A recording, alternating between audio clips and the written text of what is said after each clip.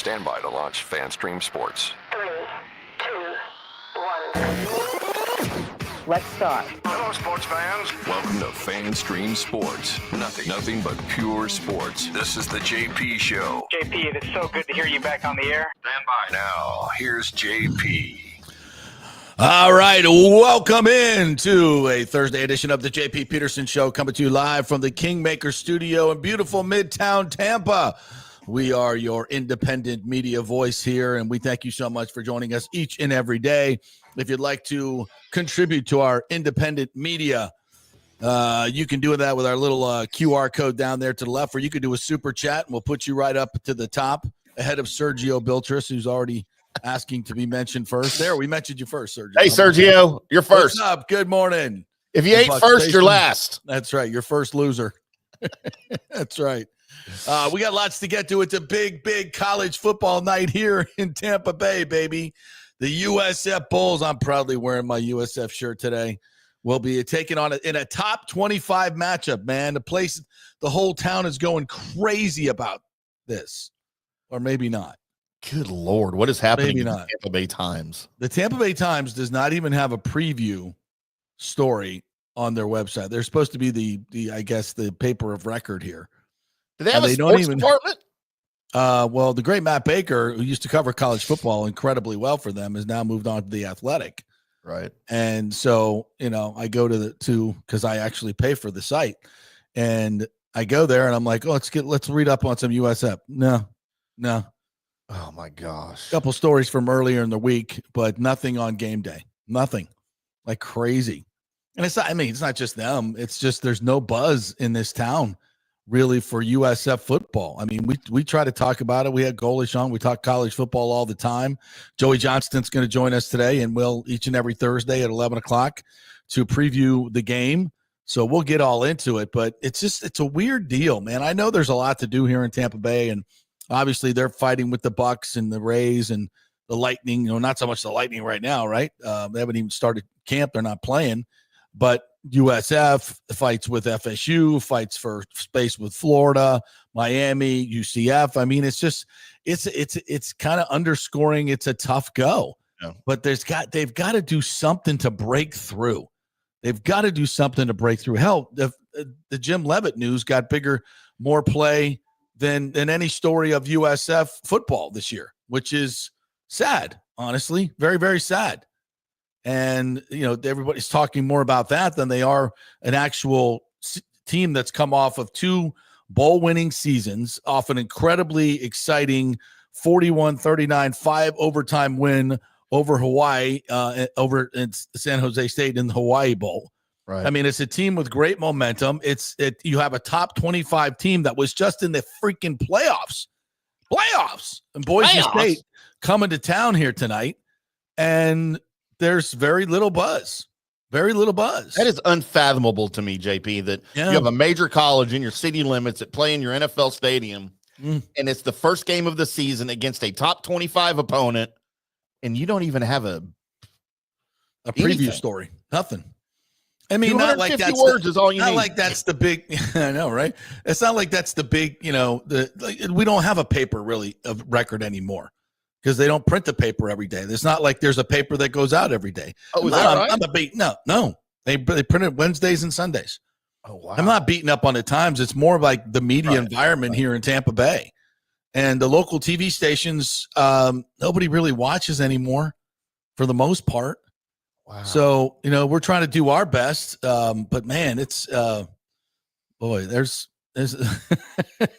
hate to say this, but there's a really big opening for somebody who wants to invest in FanStream Sports Tampa Bay and take over the media landscape here in Tampa, because there really is no go-to website. There is no go-to. I mean, the local radio station barely exists anymore.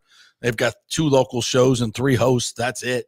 And nobody listens to that. They're 20th in the ratings. Then the good news, JP, is that our brand new FanStream Sports website will be launched here in the next couple of weeks. Yes. And that will include region-specific pages for Dallas, for Ohio, for Tampa Bay, and not the Tampa Bay regional site will not just include the JP Peterson Show, the Burnham Brothers College Football Podcast, the Tampa Bay Buccaneers Daily Blitz. We are going to have daily written digital content about each team, college and pro, in the entire state of Florida, Tampa Bay area, all of that, so it can be your go-to source when you need to see a preview. Without a paywall. Without a paywall. Yes. It's all free. It's all free. Thanks to the sponsors. Yeah. And I'm not trying to beat up anybody here. I'm just like, I'm more lamenting where we are as a city and USF in particular.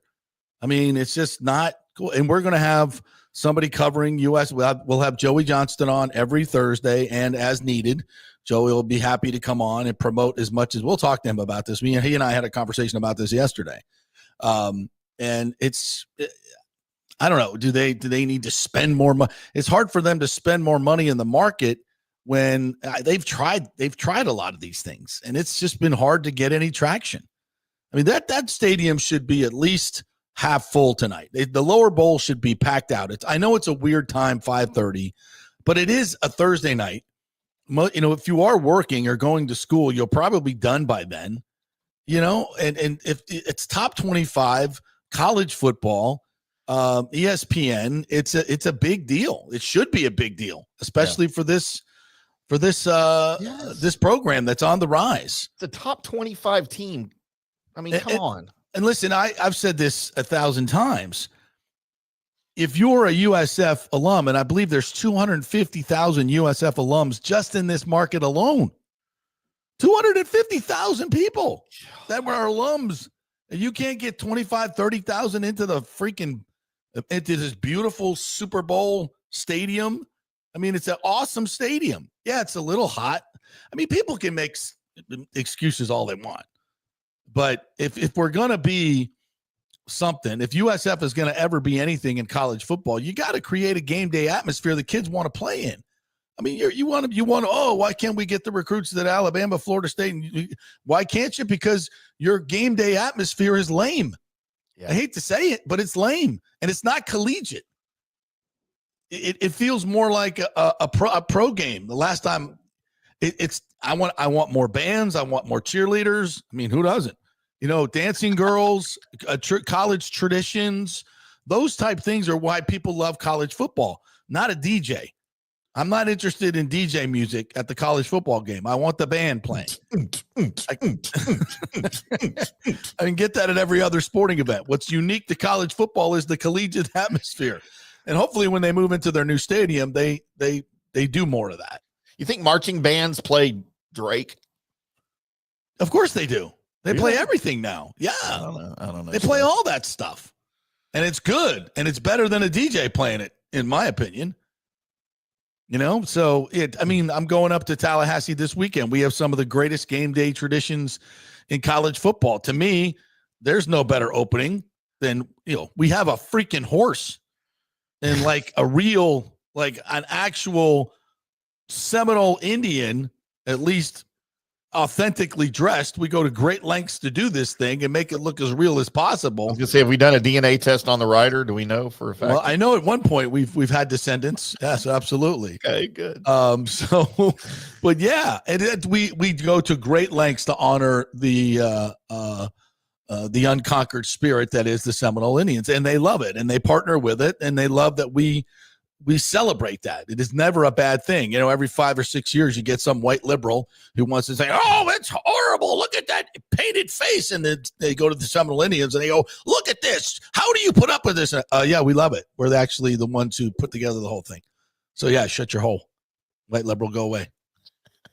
You know, but it's a great tradition. You know, the flaming spear, you throw it down, and then your offense gets 2 first downs the whole game. That's last year. Sorry, that's last year. Sorry, I just creeped in there. Sorry. No, but that's what we love about college football. And USF has, forgive me, but I don't know a lot of their great traditions. Yeah. And what are they? And why? Let's celebrate them and let's get it going, because they have they have a shit ton of people in this town. And we got to somehow ignite them. And they'll say, well, if we won more games, we would. If we had better opponents, we would. You got a top 25 opponent coming in. And we've had Alabama here. We've had Miami here. We've had Florida here. We've had some good opponents. Now, and I hate to say this, but the rest of the home schedule is not great. Yeah. It's not. It's a lot of who's he, what's, and nobody's. But winning will certainly take care of it. That's why tonight is a huge effing game for USF. It is huge. And the Boise State is a good football team. They were 12-2 last year, 7-0 in the Mountain West. As I said, ranked, they got a bye into the playoff, got beat by Penn State pretty handily, 31-14. But their quarterback, Maddox Matson, is coming back. He threw for 300 yards in that game and 3 picks. So that's his last memories, 3 picks. So let's keep that coming. Yeah. Byron Brown is returning. This is a kid that threw for over almost 3,300 yards and 26 touchdowns 2 years ago. Was on everybody's watch list last year before he got hurt. He's coming back. He's a hell of a player. He's got some great skill position guys. They've upgraded the talent across the board. They got a real shot to win this game. And it would sure help if we got 30,000 people there to fill the lower bowl. So if you're listening to my voice and you're not doing anything tonight, get your ass out there. The tickets are cheap. I mean, I don't know what they are in TickPick, but they're probably not more than $30. Get on out there and support. It's college football. It's an event, man. You're gonna sit at home and watch it on TV. Come on, get out there, support the team. Even if you're not USF, you're a college football fan.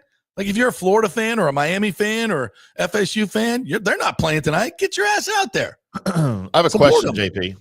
Yes, sir. Now there of course are a number of, although they're fewer and fewer, number of college teams that share NFL stadiums, right? They play in those stadiums. And then you have NFL teams that share stadiums, like the Chargers and Rams and Jets and Giants. So when they play on Saturdays or Thursday night or whenever it is, when they invade Raymond James Stadium, do they green it up? Do they put their colors and banners and logo everywhere? Not necessarily removing all the Bucs stuff, but making it green for, it doesn't look like you're walking into a Bucs game, right? Well, the major, you walk in, I think they still have the crew sign up front. Sure. Well, yeah.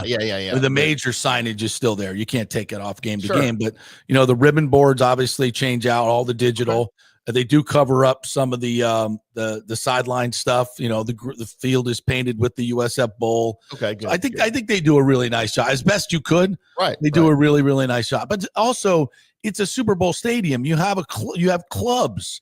You have great luxury boxes. You have, it has amenities that most college stadiums don't have, and they could take advantage of all that, but they don't. They're hard to, I'm guessing it's hard to sell the luxury suites. It's probably, is it a money thing? I listen again, you're competing with the Rays, you're competing with the Bucs, and you're competing with the Lightning. There's only so much money to go around in this town. If you're in Tuscaloosa or Tallahassee or Gainesville, you're the show. Yeah. If you're in Athens, Georgia, it's in Athens. It's not in Atlanta. And you have all that tradition. So you're going to get a ton of people going. Florida State, Florida, they get more and have better game atmospheres than USF, even though they're in a bigger city. These metropolitan teams are they're a bit of a tough go. Miami has dealt with a lot of this themselves. Let's just be honest. Miami gets a lot of pub, but they ain't won shit in forever. No. They haven't won anything. They haven't won an ACC title. They've never won an ACC title. They don't even have a stadium. Yeah, and they don't even have their own.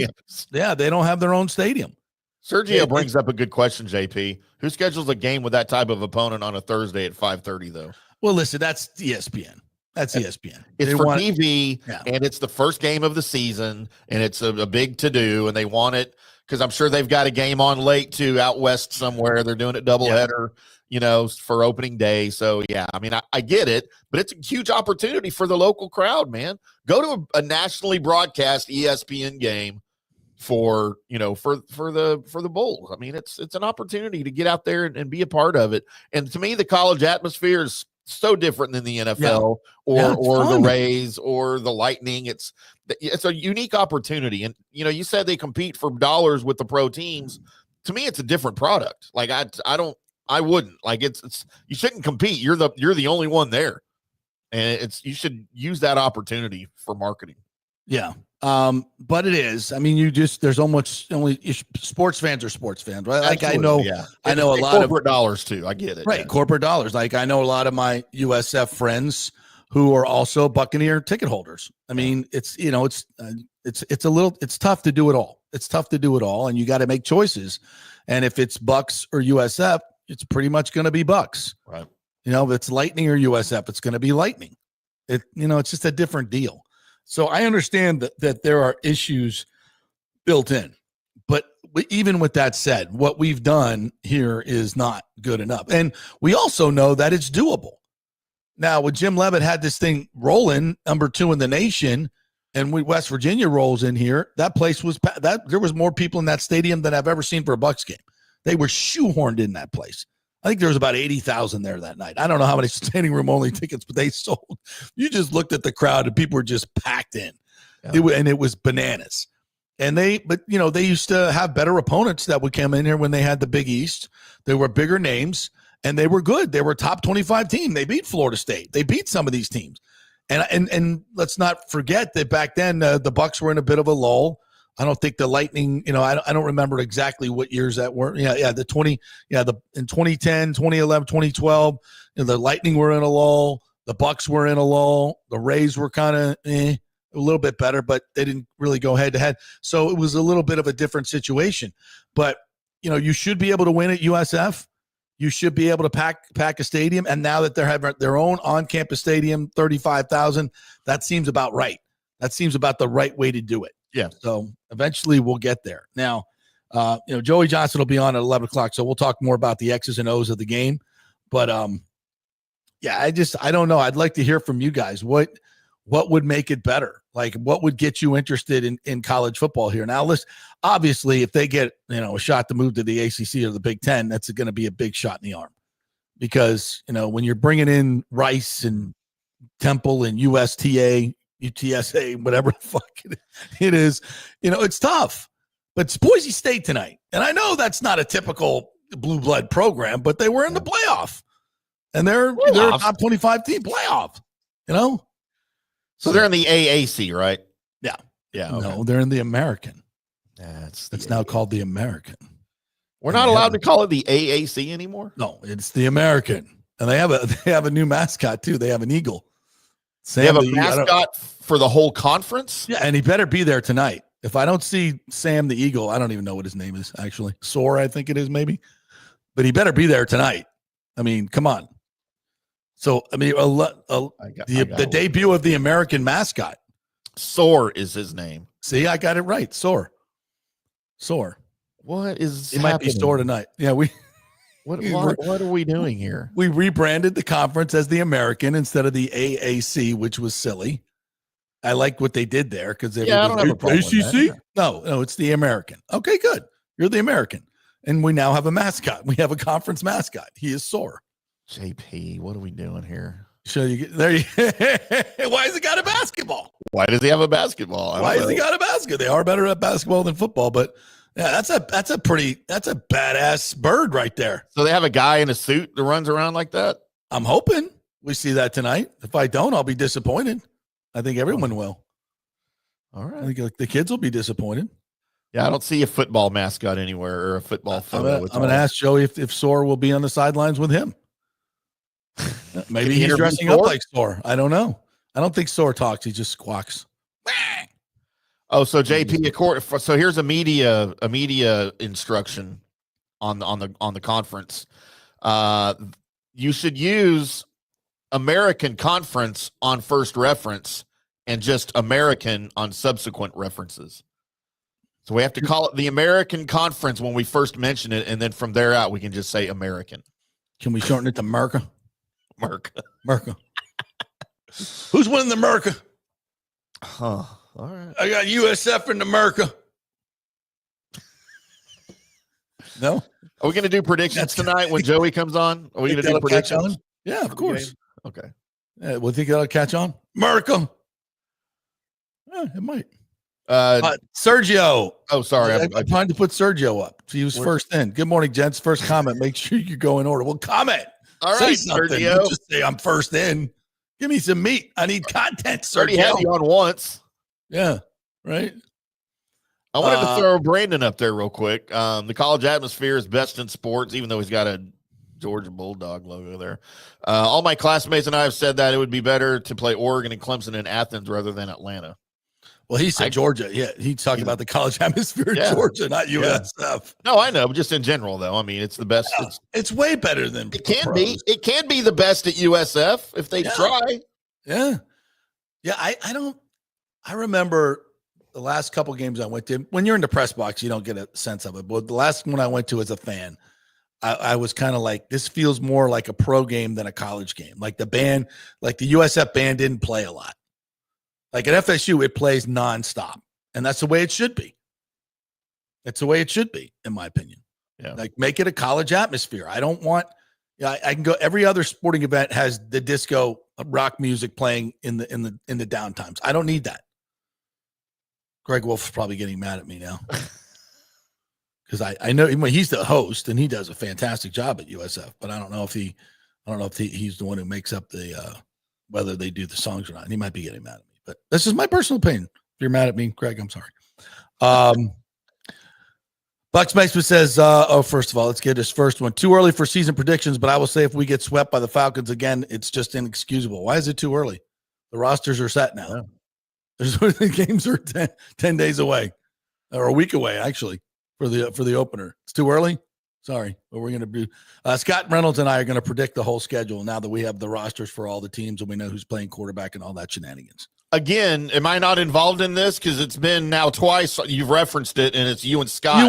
You always beg out when he comes on. You go no with Scott. I don't. I'm always on with Scott. I don't know. It's the people I don't know that I bounce out because I don't want to embarrass you. You go get Jaegered up. So I didn't think that you would. You'd want to be participating. Would you take the time to go get drunk? Apparently, I'm getting drunk. I didn't want to infringe the Bucs. I didn't want to infringe upon your happy hour. I got my Jaeger and coffee right here. Excuse me. You're welcome to join. Absolutely. I got hot sports opinions on the Bucs. By the way, who the hell is giving the Cowboys 3 first-round picks and a player for Micah Parsons? Like I heard up on Get Up this morning. Oh, they could get through. Who the hell's giving up 3 first-round picks and a good player for Micah Parsons? Who? Dumbest scenario I've ever heard. Everybody on ESPN concurs that is without question what the offer will be. If that's the offer, what the hell are they doing? And then, why hasn't Jerry already pulled the trigger on that? Like, that's a no-brainer. You do that. Yeah. Because it's not real. That's why. And now what happens is if they do trade him for a first, maybe 2 firsts and a 5th, now Jerry's going to look like an idiot. Well, he didn't get everything he could have for Micah. What a moron. We're back to the Luka thing all over again. Yeah. They were talking about that. I think it was on Get Up. I don't remember what I had on, but they were like, can you imagine? You had Micah and Luka in the same city, and they could both be traded within a 6-month span. What are they doing in Dallas? Okay, you idiot. You don't know anything about what's going on in Dallas. Keep Dallas out of your mouth. Whoever it was. I don't know who it was. Douglas Batista says, got Ray's STH renewal email yesterday at 4:12, 30 minutes after Fairbanks blown save. Timing. Email with video that started with a shot of the smelly drop. DeLuca, who's injured, and Fairbanks. Inept marketing. Start with Cameronero. Look like, okay.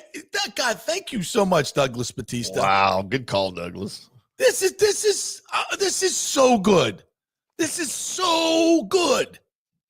Because it just illustrates who the Rays are. They don't give a flying Zuli. No. They don't care. Put out a marketing video and send an email out at 4 o'clock tomorrow. Like, who's running your marketing department? Because whoever it is does not give a rat's ass about his job or her job. Look at this. Look at this. You're a professional baseball team with a marketing department. I don't know. Maybe he's just interns at this point. He probably fired everybody. I'm sorry. You know what? I take it all back because there's no professional in the world that would do this. So it's probably all interns. That's so sorry, Douglas. That's my guess. Whoever the marketing person is, you should be fired. Yeah. Now we obviously know that it's Spalding in the basement, who's the same guy that's doing the lineups, evidently, is doing the marketing for the Rays. Look how stupid this is. Look how absolutely stupid this is. You made a video and you started it with a shot of the trop. What, a shot of the smelly trop? I mean, was it smell-o-vision? Is it the current trop or the pre-hurricane trop? Like what? Yeah, was it a shot of the topless trop? I have to know, Douglas. Like, but even a shot of the trop. And if it was a shot of the trop, I hope it was a shot of the trop inside for the playoff game. You know, like when it was rocking. But and then we come out of the gates with DeLuca, not a Caminero home run in the video. Yeah, put whatever on the video. Give me some players playing, and let's put it out at fourth. Like, you're not even paying the time when you shoot you don't care. Like, what are you doing? God, if that's not quintessential Rays right there, I don't know what is. God, awful. You're just awful. Fairbanks blows again, and I love Fairbanks. I love that guy. He's the best. It hurts me when, he screws up, and now that's 5 blown saves, 5 out of 27. It's just his numbers, like his whip and every strikeout numbers are really good, but it always seems like it's not good. Yeah. It always seems like we're teetering on the edge of losing, even when he saves the game. Bucs Basement said 95.3, asked Bowles, that's a local radio station, by the way, in case you didn't know, asked Bowles to rate his job as a head coach, which I think is a really classless question. Yeah, how generic can you be with your questions? But that's classless. That's not for the coach. You're doing a good job, coach? That's not for that's not for the coach to do. No. Especially when Todd Bowles. He's not somebody that talks about himself at all. Who are these hosts? I need to know who these hosts were.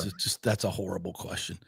I gave him a C- 27-24 as a head coach in a putrid Division 1 and 3 in the playoffs. He needs to show me he can actually win in the playoffs. I doubt he can. Bucs Basement is not a Bulls fan.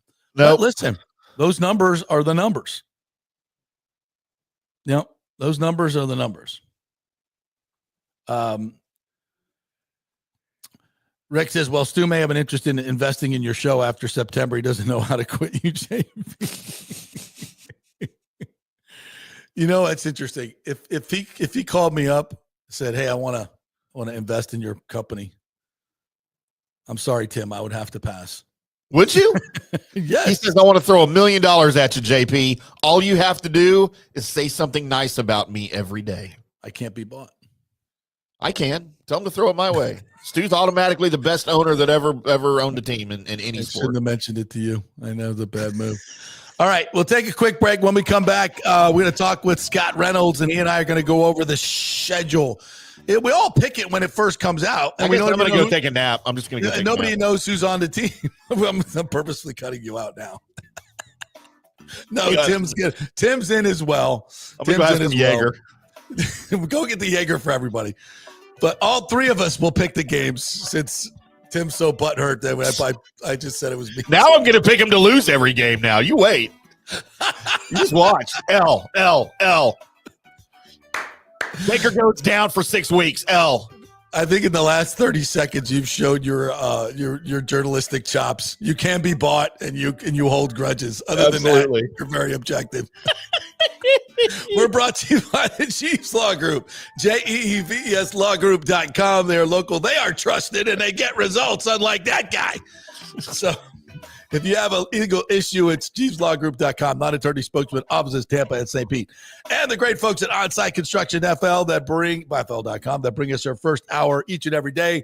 Jason Fawcett is the owner over there. Great dude, great contractor. Go look at all the 5-star reviews. He'll come to your house, give you some great ideas, and he'll put you on the preferred client list. So when there's a hurricane, and there probably will be, and you have to have repairs and you need a contractor, you already know who it is, you trust him, and you're on the preferred client list. That's a big deal.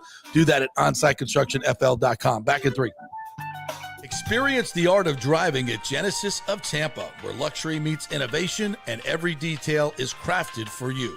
From the bold G70 to the refined GV80, Genesis delivers power, elegance, and technology years ahead of its time. Book service online, and our Genesis Experience advisors will pick you up and drop off your vehicle. If available, you can enjoy a courtesy car while yours gets a complimentary interior vacuum plus a generous offer for your trade. Every new Genesis comes with the Miracle Advantage Plan, 10 years or 250,000 miles of powertrain warranty and 4 years of complimentary maintenance.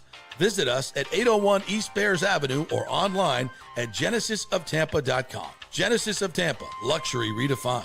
Italiano Insurance would like to congratulate the Bucs on their 50th anniversary season. And you know what? We've been here for every season and then some, over 60 years in business. We've seen some smart coaches with great game plans, but if you don't have flood insurance or business insurance, that's a terrible game plan. That could ruin you financially. You don't want to take that L. So call 813-877-7799 and let their friendly agents quarterback your insurance and save you big money. Italiano also sponsors our FSU report every week, so go Noles. 813-877-7799 or go to italianoinsurance.com.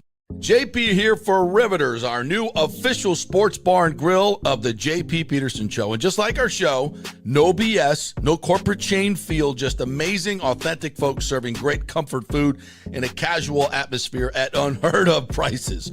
Riveters is located just south of Raymond James and Steinbrenner Field on Dale Mabry, walking distance to the park. So free parking, great place for pregame and postgame. Let's talk about fresh food. Nothing is frozen. Burgers, wings, prime rib, roasted fresh daily, never frozen. That makes a huge difference. The mahi, the salmon, also super fresh. All our sauces are original recipes made in-house. Our Warhawk chili and fully loaded potato soup is made fresh in-house. It's the best food anywhere, served by people who actually care. Riveters on Dale Mabry, just north of 275, just south of where the Bucs and Rays play. We'll see you there. Are you looking to renovate your home, rebuild after the hurricanes, or build your dream home from scratch? Well, let me tell you about my friend Jason Fawcett and On-Site Construction. They have over 1,450 satisfied clients, 25 years of experience, over 500 designs, and a talented team of over 40 construction professionals. They believe building something exceptional begins by truly focusing on all the details, even the smallest ones. We understand that construction can be a daunting process, and we're here to make it as smooth and stress-free as possible. Quality is non-negotiable at On-Site Construction. We use the finest materials, employ the most skilled tradespeople, and adhere to the highest industry standards to deliver a product we're proud of and that you're going to love. Our project management is meticulous with a focus on completing projects on time and on budget. Your happiness is our primary driver. So give us a call at 813-579-5789 or check out our incredible website at onsiteconstructionfl.com. Are you having legal issues with a business partner or other legal business issues? The attorneys at Walters, Levine & DeGrave can help. Call 800-616-0384 for a free consultation. At Walters, Levine & DeGrave, we've redefined what a law firm can be with top-tier attorneys, personal service, and 26 years of success. From business law to civil litigation, we deliver smart, client-focused solutions. Walters, Levine & DeGrave recently won a $6.4 million jury verdict from a large real estate developer, and they can win for you too. Walters, Levine & DeGrave. Let's solve it together. Not attorney spokesman. For a free consultation, call 800-616-0384 or go to walterslevine.com. Offices Tampa, Sarasota. Let's go. Right now, back to the show on FanStream Sports. Hey, welcome back to the JP Peterson Show, brought to you by the great folks at the new Genesis of Tampa dealership. We were just out there this weekend for a live remote. Fantastic place. And the great Mike Murphy, the owner, said if FSU wins this week, he will. What are you doing, Tim? He will pay your first payment on a lease. How about that? If FSU wins, but you got to come in for a test drive this week and claim the offer. And tell them you heard it on the JP Peterson Show. The G80, the G70, their SUV is stylish and incredible. The cars are amazing. The price is fantastic, and they have the greatest service around. They'll come pick you up or bring you a car, a loaner car. You don't have to leave your house. You don't have to leave your office. They'll get the car for you, bring it back clean, and give you a trade offer. Genesis of Tampa, new dealership from the Murphy Auto Group. Check it out. They're doing great deals over there. All right. Let's talk some Bucs football with the man, the face that runs the place, as they say over at Pewter Report, the great Scotty Reynolds. What's up, my friend? Oh, yeah.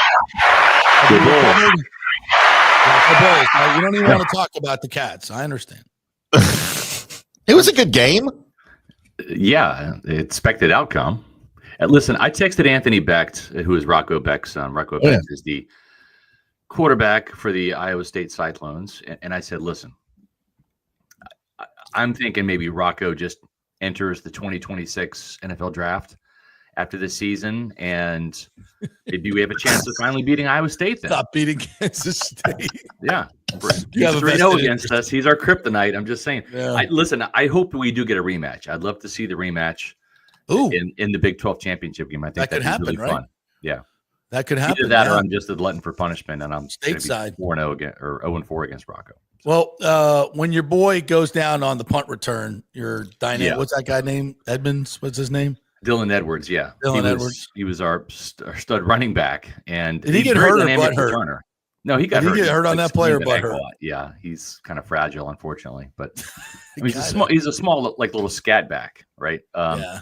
So yeah, he got hurt, and we literally lost, from what my K-State insiders told me, about 30% of our offense in terms of like what the packages they had in store for him. And this was a guy that I think ran for like 150 yards against Rutgers in the Rate Bowl, replacing DJ Giddens, who's now with the Indianapolis Colts. So yeah, I mean, like that's not a good sign.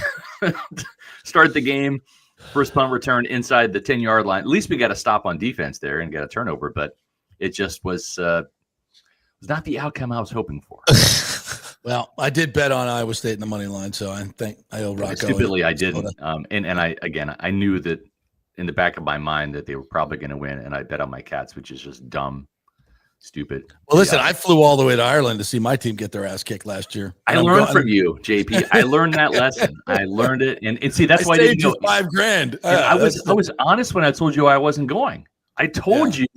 I said, I'm scared to death we're going to lose, and I don't want to have my Ireland experience ruined with the K-State loss. So when I go to Ireland, I want to enjoy Ireland like 100%. I don't want to attach to any K-State game. So, but I thank you for that. You saved me a lot of money. Yeah. Now you said go Bulls. You did the horns thing because we were talking about Boise State tonight. Yeah, it's a big game. It's a huge game. They have to win this game, otherwise it's going to be you wouldn't know it though. Start. Do you feel it like we were talking about at the beginning of the show? Like there's no buzz in this town for this game. I mean, there's not even I peruse the Tampa Bay Times site every day. Yeah, they don't even have a preview story up. Yeah, shame on them. I mean, USF actually partnered with Pewter Report. We've been promoting the game. I know, and they were the sponsor of our training camp coverage.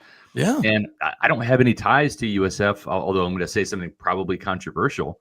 But it's like Jim Leavitt was the co-defensive coordinator with Bobby Stoops. Yeah, at Kansas State under Bill Snyder, and that's how I got to know Jim. Hang on a second here, Jimmy Leavitt. Yeah. There it is. Got this on my wall right here. It says Jim Leavitt. Look at that. It's his introductory press conference. It says, to Scott, how about them Cats? Jim Leavitt, go Bulls. And so, I mean, I've known Jim for a long time. It's unfortunate what happened the other day.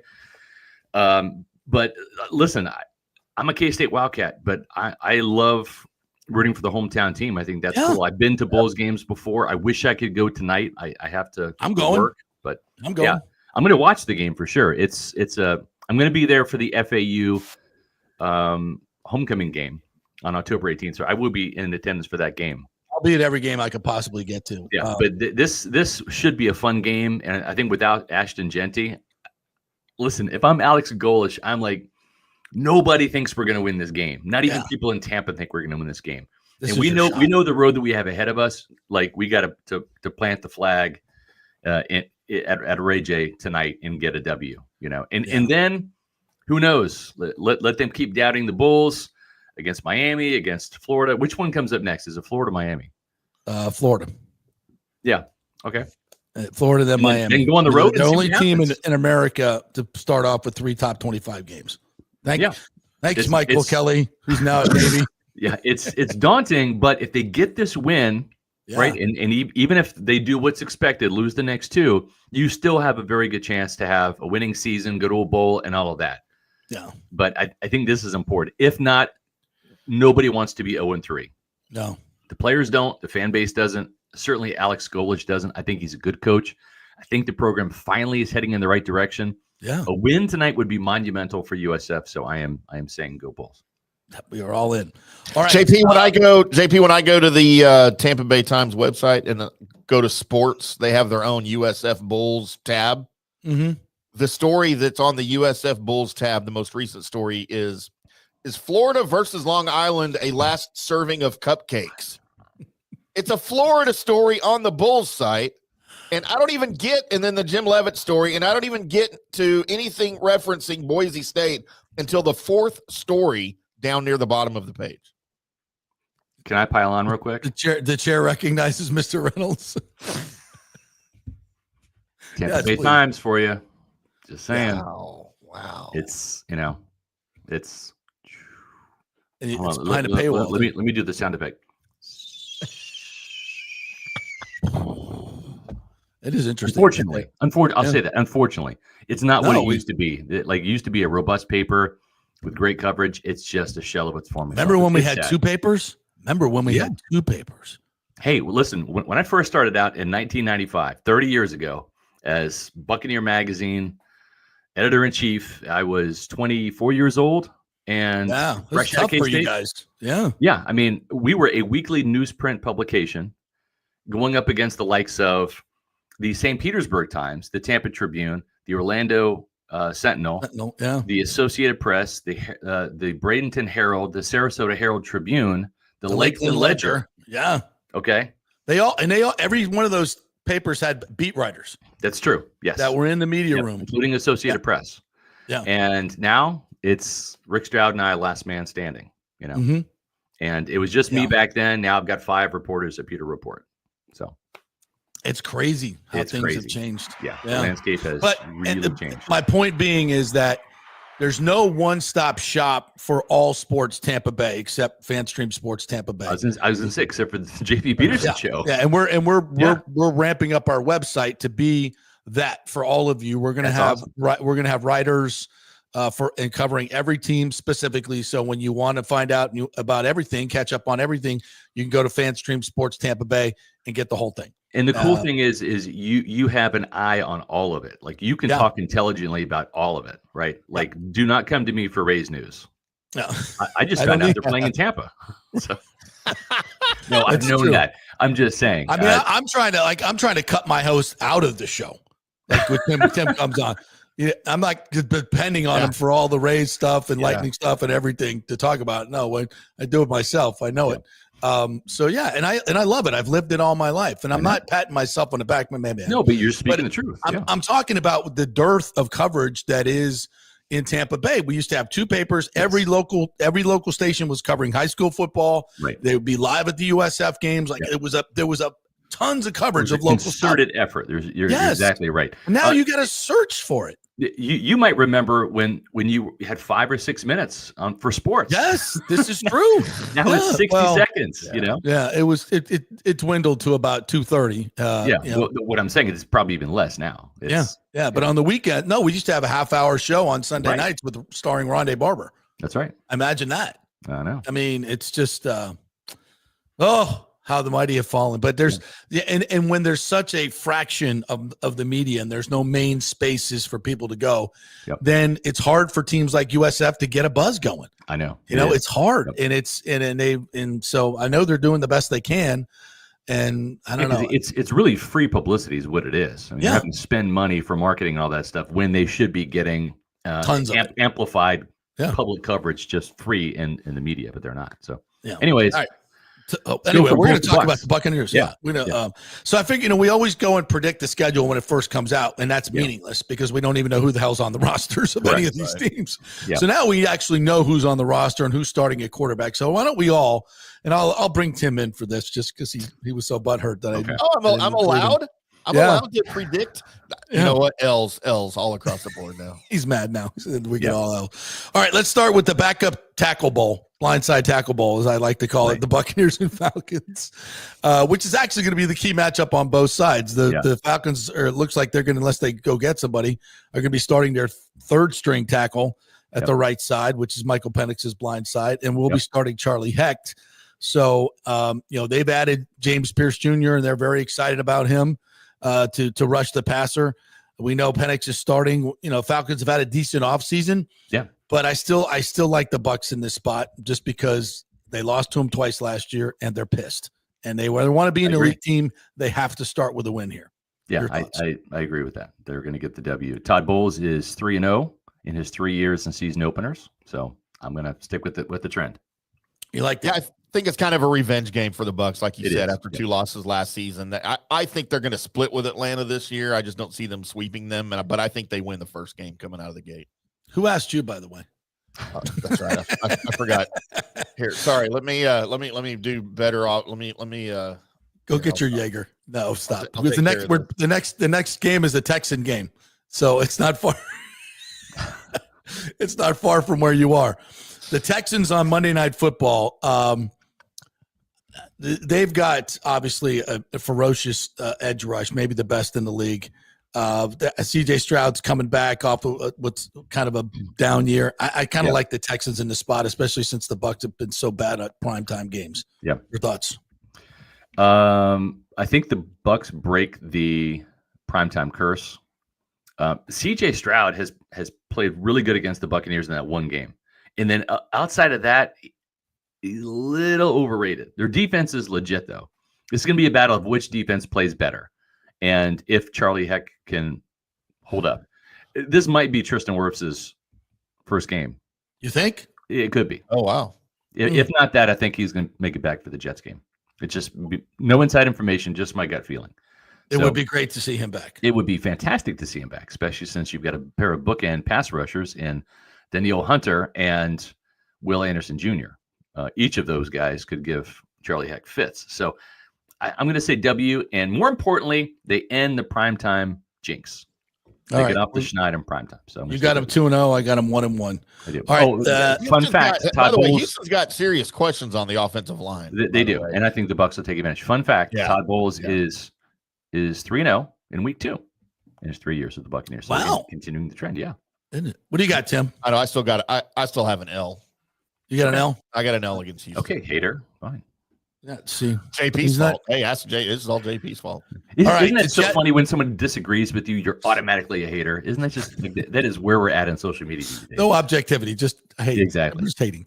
Yep. All right, game 3 of the home opener. We bring out the creamsicles and talk about finally exercising a jinx. They finally win in the creamsicles because it's not all orange. Well, it's not even creamsicle. It's the 1976 jerseys that never actually got a win. So this will be the first win ever in those jerseys. 50 years later. Yeah. So they're going to get a win. Not much to analyze there. The Jets are the Jets. The Jets are going to be horrible. And I believe Justin Fields gets sacked 6 times in this game. Yeah. CRAP. Crap. Yeah. That's what the Jets are. All right. Here come the Eagles for a 1:00 game. I can't believe this is a 1:00 game in September. Gross. L. Listen, we own the freaking Eagles. L. We own their ass. They're going to lose.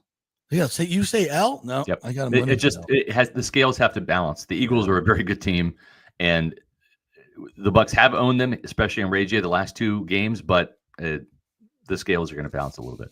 Yep, L.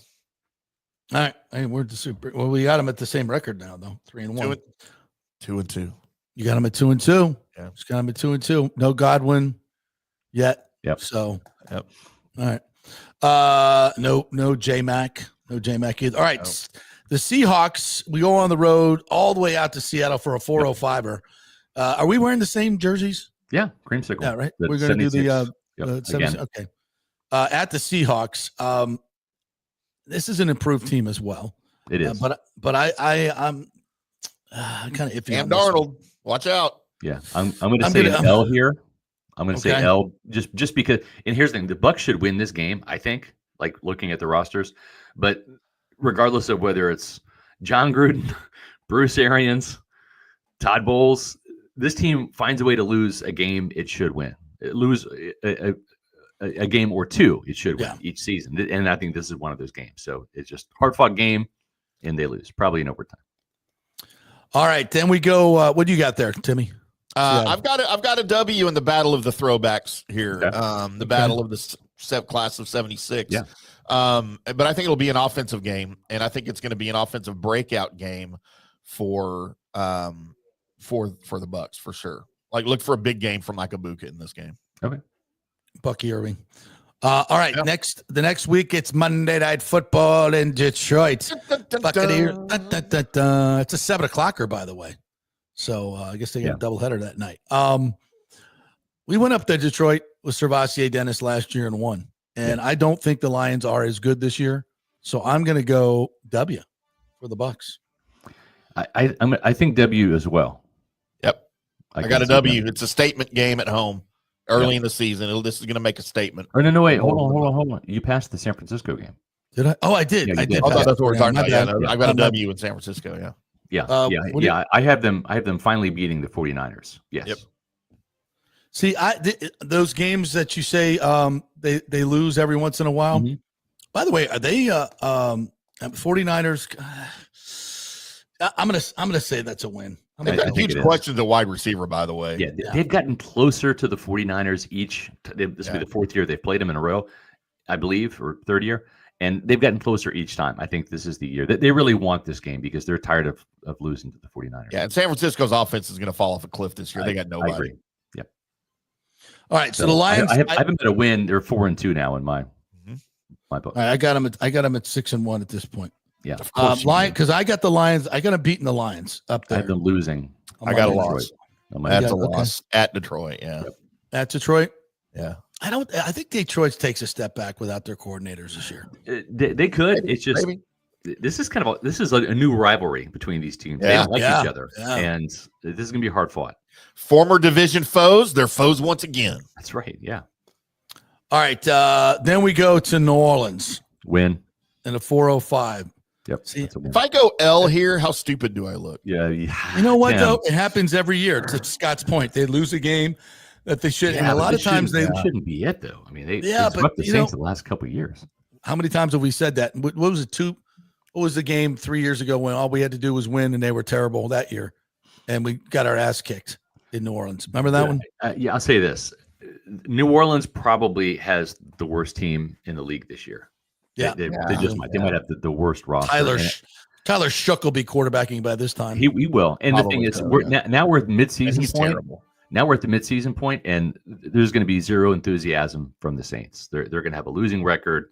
This is a season that's going to be in the downward spiral. I don't see them getting up for this game.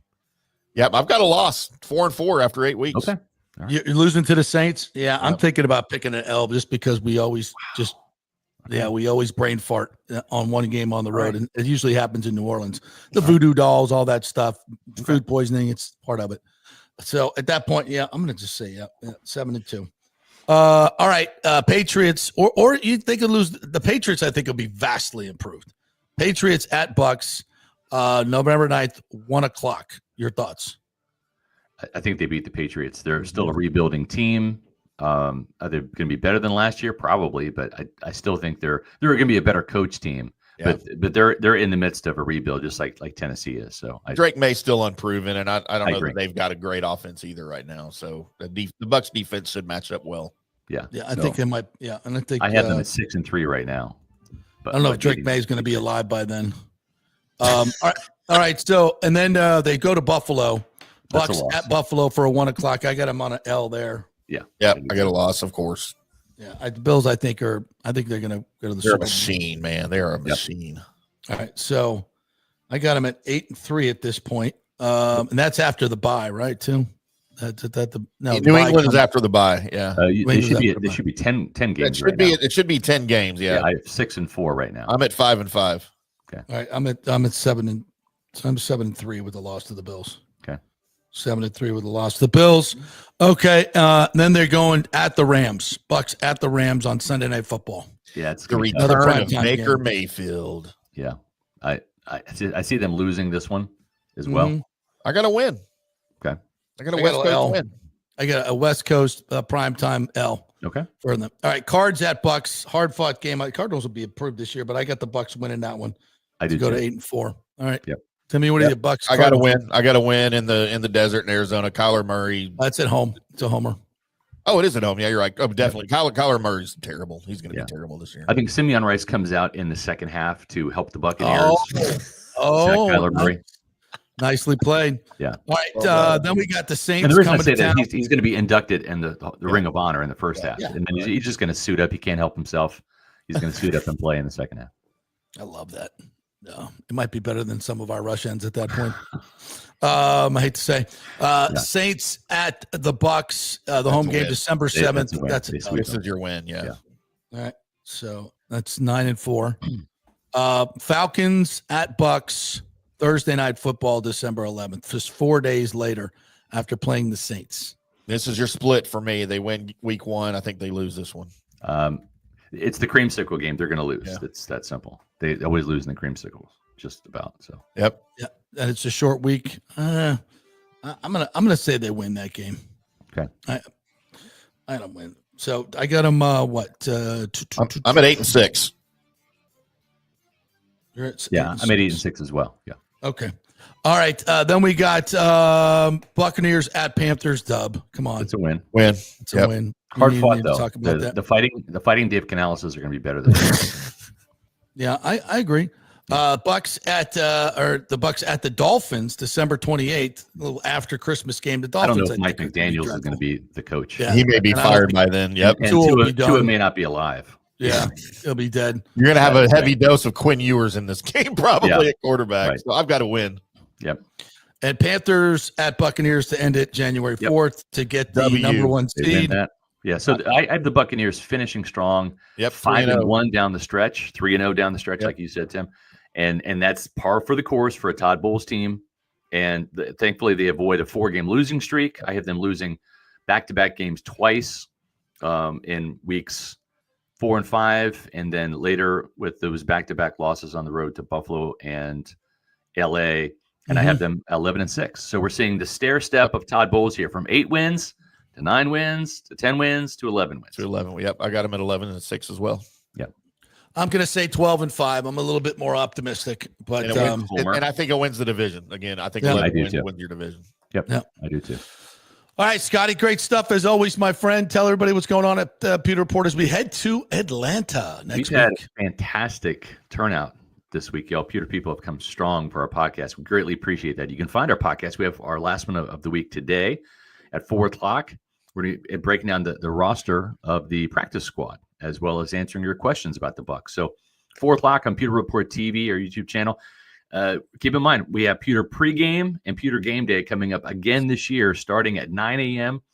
next Sunday, not this Sunday, next Sunday on game day, September 7th, Bucs at Falcons.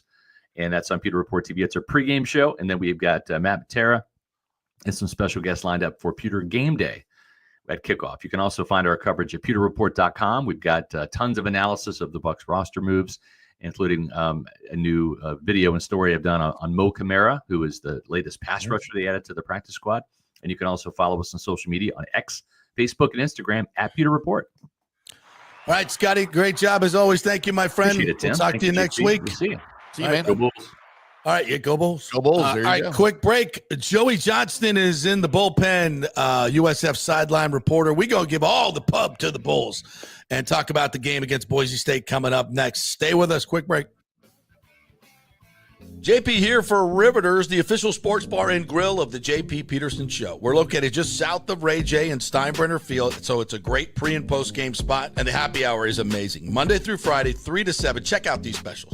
$3 Bud Light drafts, $4 domestic bottles, $5 wells, $6 premium wells, $6 cocktails like margaritas. That's unheard of. And the Riveters food is freshly made daily. No freezers. Happy hour food specials include $3.50 tacos and barbecue sliders. $6 you get edamame or chips with the beer cheese, which is amazing. $8 buffalo chicken dip, my favorite. The truffle fries, chili cheese fries, also $8 at happy hour. as well as other specials throughout the week, including Taco Tuesdays. You get $3 tacos, and Wing Wednesdays, 7 o'clock to 1 a.m. in the morning. You get our amazing wings, 5 for $5 and $5 wells and wines. That's a good Wednesday night.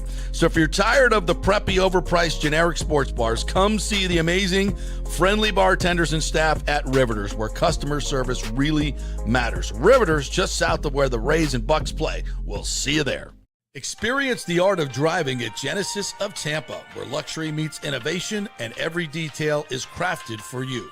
From the bold G70 to the refined GV80, Genesis delivers power, elegance, and technology years ahead of its time. Book service online, and our Genesis Experience advisors will pick you up and drop off your vehicle. If available, you can enjoy a courtesy car while yours gets a complimentary interior vacuum plus a generous offer for your trade. Every new Genesis comes with the Miracle Advantage Plan, 10 years or 250,000 miles of powertrain warranty and 4 years of complimentary maintenance.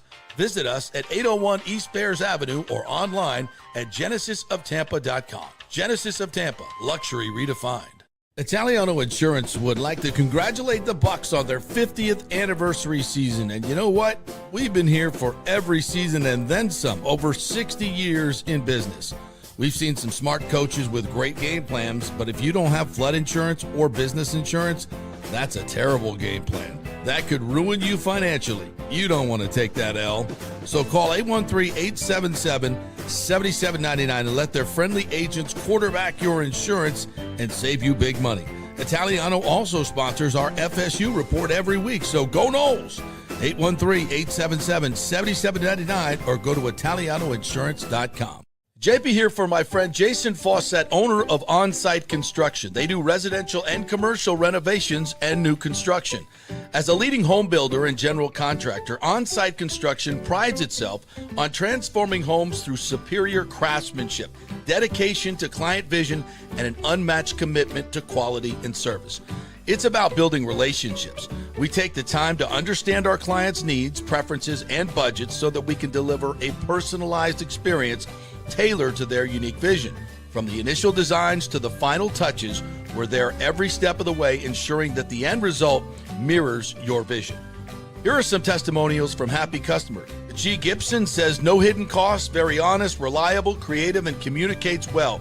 Reasonable and fair with their pricing, no hidden costs. C. Smith said, did not disappoint. I'm very happy with the work. This company really cares and will take care of it. So if you're just thinking about building or renovating, give us a call and let's see what's possible. 813-579-5789 or check out our website at onsiteconstructionfl.com. Are you having legal issues with a business partner or other legal business issues? The attorneys at Walters, Levine & DeGrave can help. Call 800-616-0384 for a free consultation. At Walters, Levine & DeGrave, we've redefined what a law firm can be with top-tier attorneys, personal service, and 26 years of success. From business law to civil litigation, we deliver smart, client-focused solutions. Walters, Levine & DeGrave recently won a $6.4 million jury verdict from a large real estate developer, and they can win for you too. Walters, Levine & DeGrave. Let's solve it together. Not attorney spokesman. For a free consultation, call 800-616-0384 or go to walterslevine.com. Offices Tampa, Sarasota. Let's go. Right now, back to the show on FanStream Sports. All right, welcome back to the JP Peterson Show, brought to you by the Gold and Diamond Source. Hey, if you got any old gold jewelry out there, diamonds, whatever type of ill-gotten booty you have, bring in your plunder to the Gold and Diamond Source, and they will give you lots of money for your gold. How about Booty. that? Booty. Ill-gotten booty at that. But if you're looking to buy that ring, that engagement ring, Travis Kelce, you can find a really original one at the Gold and Diamond Source. You can design it yourself. So head on over there. They have 5 years, no interest. You can get a $5,000 ring for just $83 at the Gold and Diamond Source. Tell them JP sent you. All right, let's welcome in the sideline reporter for your USF Bulls, longtime scribe at the Tampa Tribune, my former colleague there, the great Joey Johnston, now USF sideline reporter. How are you, Joey? Good, JP. Happy opening day, as they say in baseball. We know Yes. we've had some college football already, but this is the first big day of college football right here. Yes, and I cannot wait for tonight. You and I were talking about this game yesterday and lamenting that it would be nice if there were 65,000 crazy fans in there tonight, but maybe 30,000. We'll see. Maybe? We'll see. It's an awkward time, obviously, 5:30 on a work day with the game on ESPN. But it's a chance to see a great team in Boise State and see USF debut. So it's not a bad little entertainment value for anybody who wants to roll out there. So we will see what we get. Anyway, they're going to play the game at 5:30 regardless of who's there. And I think it's going to be a really good game. Hey, by the way, do you have a game preview story you could send over to the Tampa Bay Times? Because they don't have one on their website today. I don't know if they don't have a USF reporter or something. I don't know. Yeah, boy, it's amazing how the newspaper world has changed. I'll just leave it at that. Bring back the Tampa Tribune. Yeah, bring back the Tampa Tribune. Let's go. Oh boy. We were lamenting this, but it is kind of sad. It's not just for USF, but the high school players, and they just don't get the coverage they used to, man. Sad. Yeah, and it's weird because there's attention, there's social media attention, but that's a little different. Mm-hmm. Everybody's pushing their own agenda, but nothing is better than having someone else push your agenda. Yes. As Derek Brooks always said, multiple voices talking about you is better than you talking about you. Yes. So it's just a different world out there, and I feel bad because, as you probably remember, if you were any kind of decent athlete in this town, you were going to be written about, and TV is going to do stories about you, and those kind of things don't happen quite as often. Yeah, sometimes I'll see a guy show up in the pros, and they'll say, "Oh, yeah, he played in Tampa." I'm like, "What?" Yeah, we used to know those guys cold, Yeah, and that never used to happen. Right, it never used to happen. All right, we're old men screaming at the moon. That's the thing. I can talk about this all day, but it does give that old man get off my lawn kind of thing. Yeah. So, young people are like, what are you talking about? So whatever. I'm all over social media. Everybody knows. Right. Yeah. All right. Well, let's talk about this game tonight. I'm excited about it. It's a huge game for USF for so many reasons. I don't know when the last time they got a top 25 win. 2016. 2016 Navy. Wow. And they haven't had a non-conference ranked win since 2011, which was Notre Dame to open that season. Yeah. So it's been a long time in coming. And just, everybody around the country knows about Boise State. If USF can get it, that's going to open a lot of eyes. Even people don't watch the game. When they wake up in the morning to see that score, they're going to go, holy cow. So USF has a chance to impress not only college football fans, but people who aren't paying attention. They'll pay attention if they see that score. I mean, Boise State, not only are they a top 25 team, they were in the playoff. The last game they played was against Penn State in the second round of the playoffs. So, not the same team, though. Not the same team, Ro. No Ashton Jeanty. Obviously, no Ashton Jeanty, which is a big guy to take out of the lineup, the Heisman Trophy runner-up, who's now in the NFL. But this is not a team that lacks talent. They've got a veteran offensive line. They have a really, really smart quarterback who looks like a winner. They've got some interesting backfield guys that don't have the experience but could come into play. They might have the best tight end core in the country. And they've got a defense that's going to put a lot of pressure on Byron Brown. So this is a quality top 25 ranked team. This would be a great, great win for the Bulls because this is a big-time team that, a few weeks from now, they're going to Notre Dame, and Notre Dame fans are already worried about that one. Yeah. So this is a team that could get back to the playoffs. So nothing but opportunity here for the Bulls. Hopefully they're looking ahead to Notre Dame. And you mentioned their pass rush. I believe I read they were number 1 in sacks last year per game, and they bring all those guys back. Is that correct? Yeah, they do. They've got great guys coming off the edge. Conversely, USF has a very veteran offensive line, so that might be something to really watch tonight, how USF's O-line does against those guys, because this might be one of the better pass rushes the Bulls will see all season long. All right, we got to talk about the man, the myth, Byron Brown. 2 years ago, he was the toast of the town, one of the best young freshman quarterbacks in the nation. And last year was an injury-riddled season, obviously, but now he's got that good line in front of him. No Sean Atkins to throw to, but he's got some good targets. What do we expect from Byron this year? Well, we've got to get back to the Byron of 2023 when he was on an upward trajectory. Of course, he got hurt last year, but before the injury, he was not having a great year by any stretch of the imagination. Yeah. He would tell you that. So he's got to elevate his game back to that 2023 level when he looked like he was a guy that was going to be in the pros. I mean, he is one of the best quarterbacks in the country, a dual threat, his physical guy. He's 6'3", 232 now. Ooh. He can run. He will get you 100 yards if the game calls for that.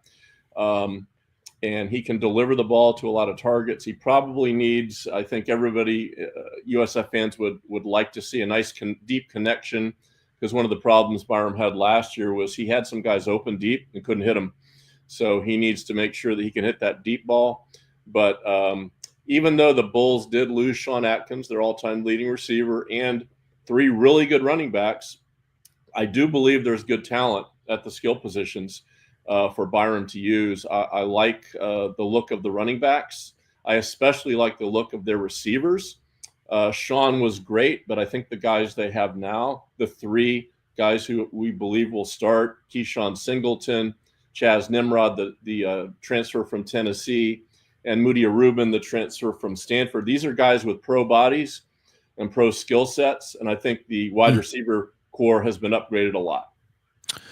Will they just have to outscore Boise tonight, you think? Is it going to be an offensive game? I think so. I think the Bulls are going to score points this year, maybe a lot of points in some games.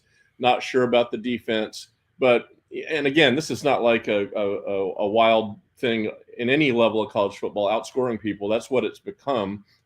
We're not going to see too many 14-3 games in college football anymore. You have got to score in the 30s and outscore your opponent. So I think that's it, JP. I think if the Bulls start to win tonight, it's going to be like a 35-30 kind of game. Joey Johnston joining us here, USF Sideline reporter. Tell me about this Bulls defense, and where they've been vulnerable. Obviously, is up front. They're not as big as a lot of these teams they play, and they don't have a whole lot of depth. Has that changed at all this year? Well, the depth has definitely changed on the defensive line. They feel like they've got 8, 9, 10 guys they can rotate in, which is very encouraging because they haven't had that in previous seasons. Many of these guys are still somewhat unknown quantities, transfers that we haven't seen yet. They look good on paper. Josh Seliskar, the guy that's going to wear number 63 in honor of Leroy Selman, will be up front. The Texas A&M transfer, Devin Lee, a transfer from Vanderbilt, will figure heavily into the rotation. So they've got guys, they've got numbers of guys. It's just a matter of how they're going to match up with that Boise offensive line, and can they put pressure on Maddox Madsen, the quarterback for the Broncos. The Bulls showed signs last year of getting better, getting more TFLs, more sacks, but it wasn't consistent. They'd have a great game, they'd have a bad game.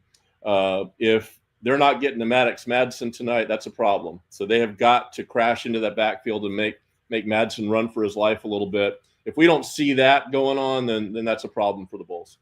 Yeah, now Madsen did throw 3 picks in his last game against Penn State. I think he threw 6 in all of last year in the regular season, so he's not prone to it. But let's just be honest, in games like this, you got to get some turnovers, and that's the key for this Bulls defense tonight, right? It would be it would do a world of good for the Bulls to get a pick 6 or an easy turnaround touchdown where they don't have to drive the field. That would change everything. They haven't gotten a lot of that in the last few years. But if they're, in other words, if they can get the ball to start, drive down and score, and then get a turnover, that's the kind of thing you need to see in a game like this, where you get the momentum and then you have to keep the momentum.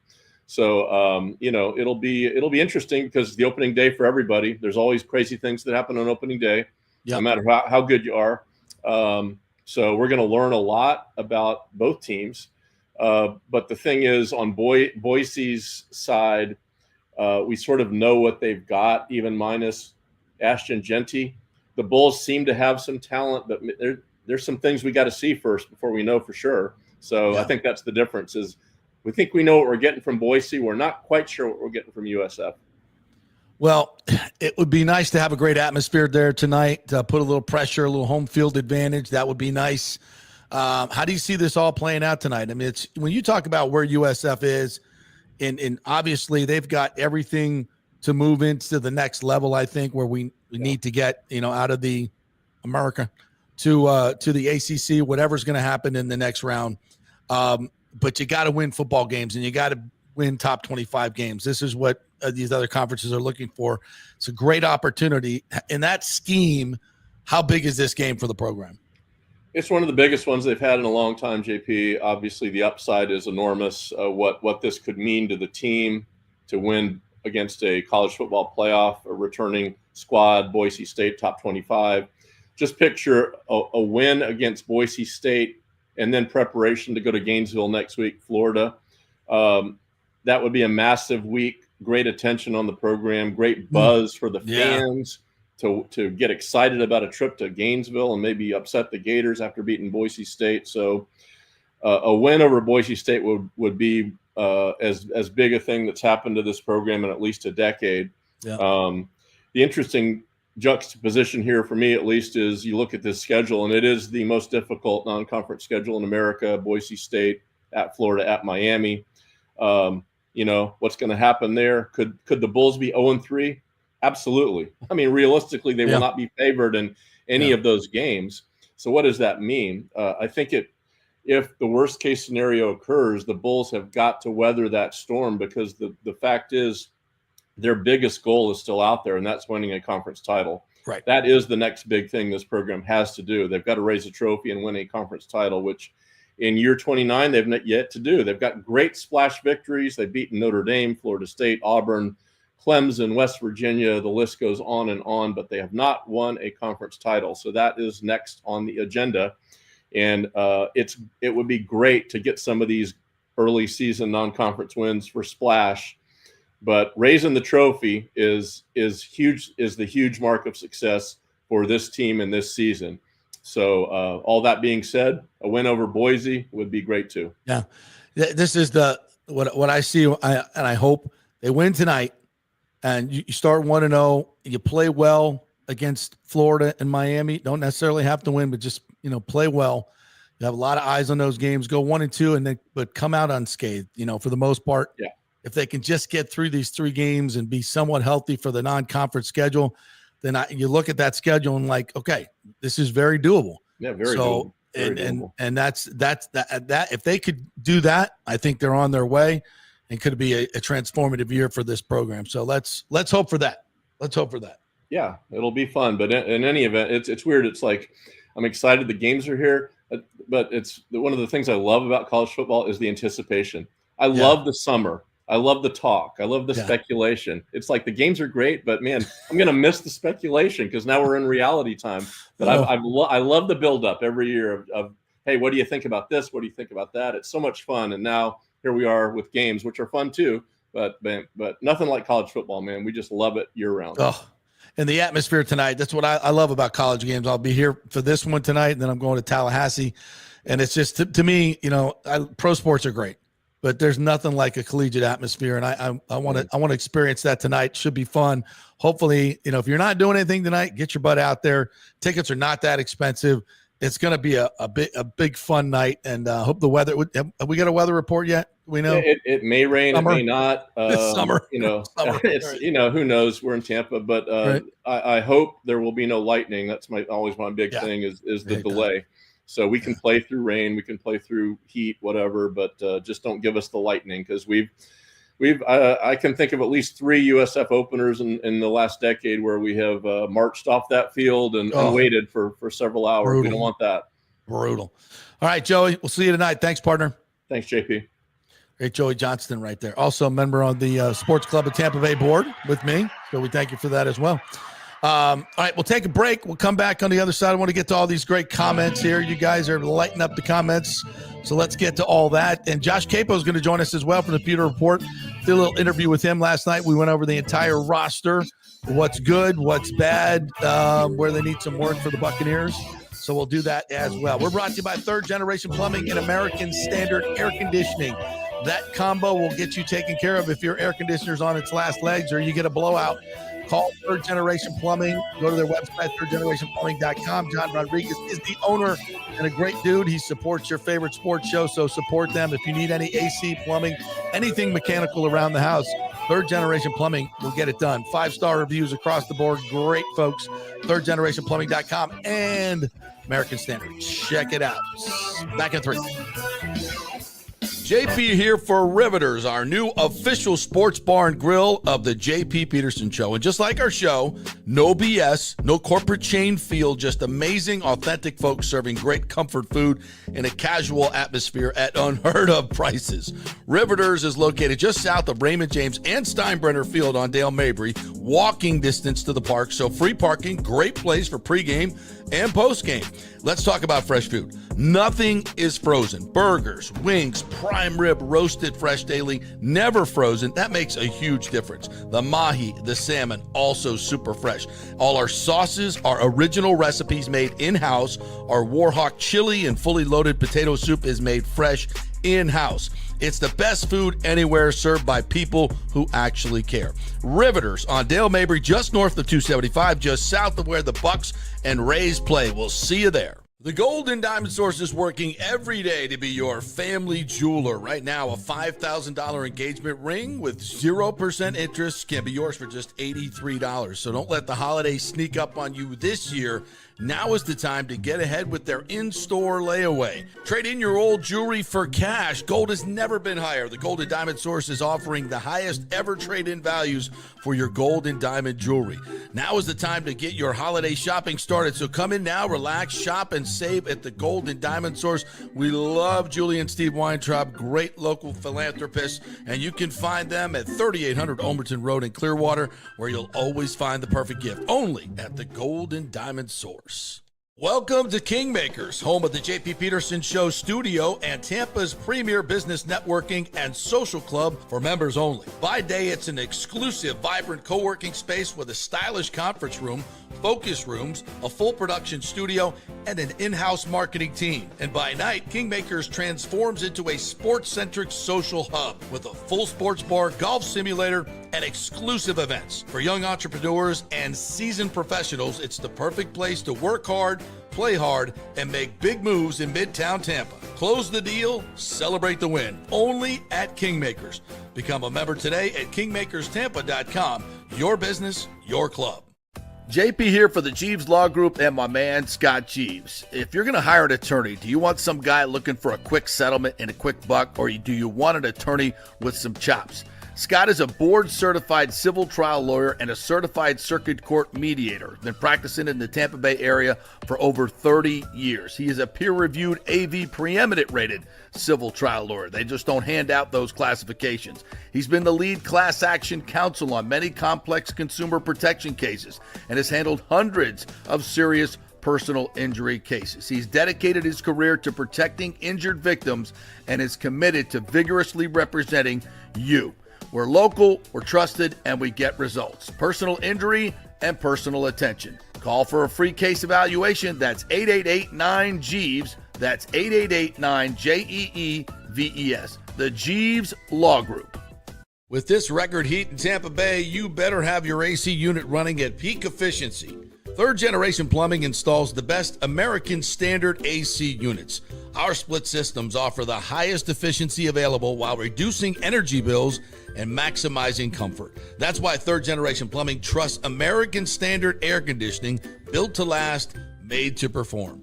Whether it's a new install or an emergency repair, our family-owned team brings 3 generations of trusted service to your home, now with the unmatched reliability of American Standard. Plumbing or cooling, we've got Tampa covered. Call Third Generation Plumbing today, 813-961-8024, or go to thirdgenerationplumbing.com. And we also do AC. Let's go. Right now, back to the show on FanStream Sports. All right, welcome back to the JP Peterson Show, brought to you by Cafe Paradiso. Cafe Paradiso. Get a reservation. My good friend Paulo, he's up there in Saratoga right now enjoying the ponies. Ooh, nice. Every year from the heat goes up there. Yeah. But the restaurant always runs without him, because they got it down over there. They've been doing this for 30 years. Man, I need it. They're running it. Same, I've been going there for, 30 years. Same waiters, same people you see every time you go in there. I mean, the chefs, it's so consistent. It's the best. Number 3 on Open Table. That's why everybody loves it. It's just one of those places that, sometimes you go and try a new place. It didn't work out and you're out, $200, right? You go to Cafe Paradiso, you know exactly what you're going to get. Reasonable prices, wonderful wine selection, great service. The service is perfect always. And it's just a great experience. So if you have a birthday, like the last time I was there, ran into a JP Peterson Show listener who chose Cafe Paradiso for his birthday, Benjamin, his lovely wife, Yvette, I believe her name was. It was great to see. And I'm glad they took our recommendation. I'm glad they had a good time. So do it. Go to Cafe I need Paradiso. veal piccata in my life, JP. Oh, God. I need some lasagna. Their lasagna is so good. As an appetizer, apparently. I do it every time. Whoever I'm with, we split. When Fitzy and I went last time, we split because you can't have 2 entrees. Well, I guess you can. Yeah, why not? So I had we split the lasagna as an appetizer, and then I think we also had some calamari too, which they have the best calamari. Dude, it's so lightly done, but then it's got the great flavor to it, the garlic flavor. Yeah. Oh God, I could go on and on. Damn, I'm gonna have to go to Long John Silver's now after the show. Cafe Paradiso, a little bit better than Long John absolutely, but that's all I got around here. That's the only seafood you got is Long John's. I don't think I've seen a Long John Silver's in forever. So I just rolled up on one by accident. Most of them have rebranded to the Long John Silver's A&W whatever combo building. Right. But I pulled up and it's right here by the studio, not too far. I found it by accident. But dude, it is still the old school Long John Silver's, like from the 70s building. And it is still there, and it is still a Long John Silver's, kind of hidden in a little corner over here. Not probably have the same grease too. Oh man, the 70s. That's how it's good. That's how you know. But I used to do get the combo pack. Oh yeah, get like a fish fillet and then some shrimp in there, maybe a scallop or all kinds of good stuff. And all the crunchies, all the crunchies you get at the bottom of the box. Good stuff. I guess I am going to Long John Silver's. I guess you are. All right, let's go to some of the comments, shall you? So Douglas Batista, and I got to read that again. I got to read it, the original one. So he gets a marketing email today. I'll go through his whole thing here. Or yesterday, after Fairbanks blows the lead again, another blown lead. I don't know how many it is this year. He says the Rays got the season ticket renewal email yesterday at 4:12. 30 minutes after Fairbanks' blown save, with video that started with the shot of the Trop, the injured DeLuca, and Fairbanks. I mean, are you kidding me? I mean, how long? Like, it would literally take half an hour to put together a better video than that.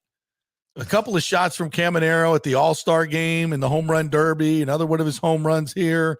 How about a shot of Chandler Simpson stealing a base, getting a little knock and stealing a base? I mean, there's lots we could go with there. Great play by Taylor Walls in the hole, making a big throw. Rasmussen striking somebody out. But no, we start with a shot of the roofless drop. Literally, it was a shot of the roofless drop being repaired. And then DeLuca, who hasn't played all year, and then the guy who just blew the game. That's absolutely phenomenal. By the way, phenomenal. Fairbanks with 5 blown saves this season. Yeah, not great. And then, so Douglas follows it up and says, all the Rays do is inept or cheap botanical billboards on US 19. They have this. He sent us a picture of one. It's like the Rays in a botanical billboard. Like how is that selling your flowers, selling your team? Gouging season ticket holders. There was the yard sale debacle. Remember that? Then they sell ticks on Groupon after gouging the season ticket holders for the seats at Ray J, taking away free hot dogs for kids members. They did that this year, and they want to keep Matt Silverman. Yeah, that's the scuttlebutt. I've heard it too, and Matt's a nice guy, but he's been part of this other stuff, and I don't know. I don't know what the upside there is. I got a present for you, JP. What's that? Stop. Raise up. Please get rid of that. Mike H says Boise State has consistently been a really good team. Never liked the blue field though. But it put them on the map though. That blue field put them on the map, right? Yeah. I don't mind it. It's a little much, but I mean, I don't mind it. I don't have to watch them all the time. Scotty Fitz is already up in Tallahassee. He couldn't help himself. I'll be playing golf with him tomorrow at Golden Eagle. He also had another message for you. He also had another message for you. If you go down a little bit more. All right, we'll get down there. Christopher Cole says, "Morning, everyone. How bad is Trask if the Saints and Panthers haven't signed him yet?" I mean, he's hurt technically, so I mean, no, he's not hurt. He's not hurt. That's not He's got a shoulder, JP. No, he's not hurt. He's not hurt. He's butt hurt. Designation. No, he's butt hurt is what he is. I don't want to be anti-Trask. I'm not trying to be that guy, but I told you from the very beginning, Gator all hater. through OTAs, he was regressing. It wasn't good. And, somebody want to ask the question, what happened? Why did they keep him around so long? He regressed. And I haven't heard Josh Grizzard say this, but I just think it's Josh Grizzard. He put a little more wrinkles in and just he was not sold on him, because that's the biggest difference between last year and this year. And Grizzard had a relationship with Teddy Bridgewater, so I think that was kind of in the cards. But it speaks volumes that nobody's picked him up. I mean, come on now. Nathan Elliott says, reality, Tampa sports fans only support teams that are in win mode. The area is filled with fair weather fans who show up when the team plays great. Losing teams, off to the amusement park they go. Everywhere. That's not Tampa. That's called sports fans in every city. I think you're right, Tim. I also think he's right. I think we're a little bit of that. We're a little bit of that. But it's pretty commonplace now. There's no loyalty like there used to be. No. Maybe a little bit up in the Northeast for the traditional teams. But for the most part, it's either, you got to give a great experience, have a great stadium, give us something a little bit more than the stadium or than the game itself. I need to be entertained. It's got to be easy to get to. No traffic, no parking problems. The problem is you've got kids now that were born this millennium, right? So that are reaching 25 years old that aren't fans of teams. They're fans of players. And they will go be a fan of that player no matter what team he goes to. So you got people in Dallas that are fans of the freaking Commanders and the Giants and the Eagles because of a specific player they grew up rooting for, watching on social media. You don't have that geographical tie to your local teams. I've never understood that. Dude, if I move to Tampa, I'm a local teams guy. Like, that's who I'm going to root for anyway. If now I'm in Dallas, I root for Dallas teams. But we've got kids now, a whole generation of sports fans that didn't grow up with that mentality. They grew up as fans of some dude somewhere. He played for the 49ers when I was 5 or 10, and I followed him on social media. So now I like the 49ers for the rest of my life. No, I constantly asked my kids when they were growing up and my stepkids, like, hey, what kind of jerseys are kids wearing at school? And it's like you said, they wear Luka jerseys or they wear SGA jerseys. They're not wearing Orlando Magic jerseys. No, they're just LeBron. It's about, there's no loyalty to teams. Yeah. Art Yeezy says Fairbanks stinks. I think that's we've established that local. RJ Martin says, any chance we pick up Tristan McCollum and have brothers together on defense? I think there's a good chance of that. If we need safety help, which we do. Yeah, I think so. Douglas says, it was a picture of the trop outside with the blue netting. Mm-hmm. Nothing makes you want to buy season tickets like a picture of a rebuilding trop. I mean, what idiocy? What idiocy? Golly. Just unbelievable. Joel Forsland says, I need to buy a new mic. Is that me or is that you? Why? I don't know. What are you talking about, bro? Mike sounds good. Sounds good to me. All right. John Hill's trolling. I'm not going to put that up. Joel also says, we have Reddick against a third string tackle and Bowles will still drop him in coverage. Joel. Let's hope not. Let's hope. I guess he got a pick in practice against Cam Ward. So maybe we should drop him a little bit. Joel also says we usually lose 3 games we should win with Bowles. Not a Bowles fan. By the way, John Nathan Elliott says, ashamed of yourself. Bucs will lose an odd game here and there because the players get lost in the press clippings and media hype. Interesting. Michael LaRue says, for all the Kyle Trask fans upset about him being cut by the Bucs, the fact that none of the other 31 teams picked him up should tell you a lot about what the NFL thinks of him. You ain't wrong. Bucs have been drafting a lot of high character players with high floors but low ceilings. I'm not sure how I feel about this strategy, but I guess it's better than completely whiffing on picks. I think their drafting recently has been outstanding. And the idea of drafting captains, high character guys has worked out really well. Just don't go look at the 2021 draft. Yeah. Don't look at that draft. Right. Exactly. Or the 2016 draft. Or the 16. Yep. What else we got? Scotty says, bring cash. Yeah. Oh, I'll be taking your money, pal. And I don't think he means Kevin. And I'm getting in your kitchen too. Stu and JP, Rick says Stu and JP at Cafe Paradiso reenacting the scene from Lady and the Tramp. You're disgusting, Rick. You're banned. You're banned. Holy crap! I've got to come. Gross. I got to find somebody that can Photoshop that together. Did the Rays play the shit show song JP invented in the promo video? They should have. Shit show. Hit show. Tampa Bay Times Play. Hit show. Tampa Bay's baseball temperature is rising, and Listen to Dwayne. It's rising. Temperatures are rising. Lock up your favorite single game tickets now. Lock them up. They're going fast. They're gone. Call Ticketmaster Where they're gone. today. Hit show. Tampa Bay Times Play. Hit show. Devil Rays Tennessee. All So right, that's great. enough. The fighting cutter, dirty cutters will get beat tonight. Go Bulls, go Knowles. Yes, Greg DeCruz. Yes. He also says it seems like Grizzard will do more waggles that requires more mobility. Trask is a statue. That's true.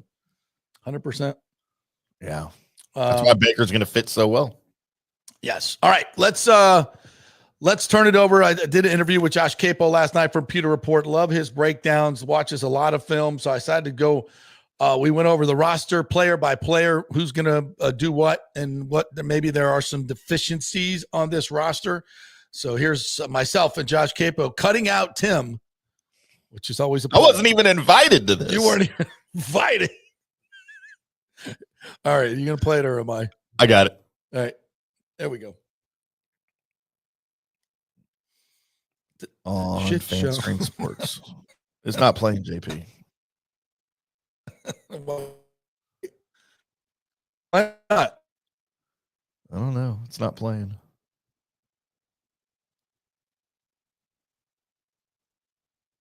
Hello, hello. I think your internet just died. Are we having an issue? Or maybe I'll play it. I see it's like playing. I know you might have to send it to me. All right. Or I'll go Great. get it. This is great radio. All right, let me try it. Hold on. There Go we go. over this rosters. We head into week one. It's coming up, man. How are you, partner? I'm doing well. How about yourself, JP? Hey. U.S. Football game we get to go to, and then I'm heading up to Tallahassee. And Saturday, I'm going to be having drinks at Mad So.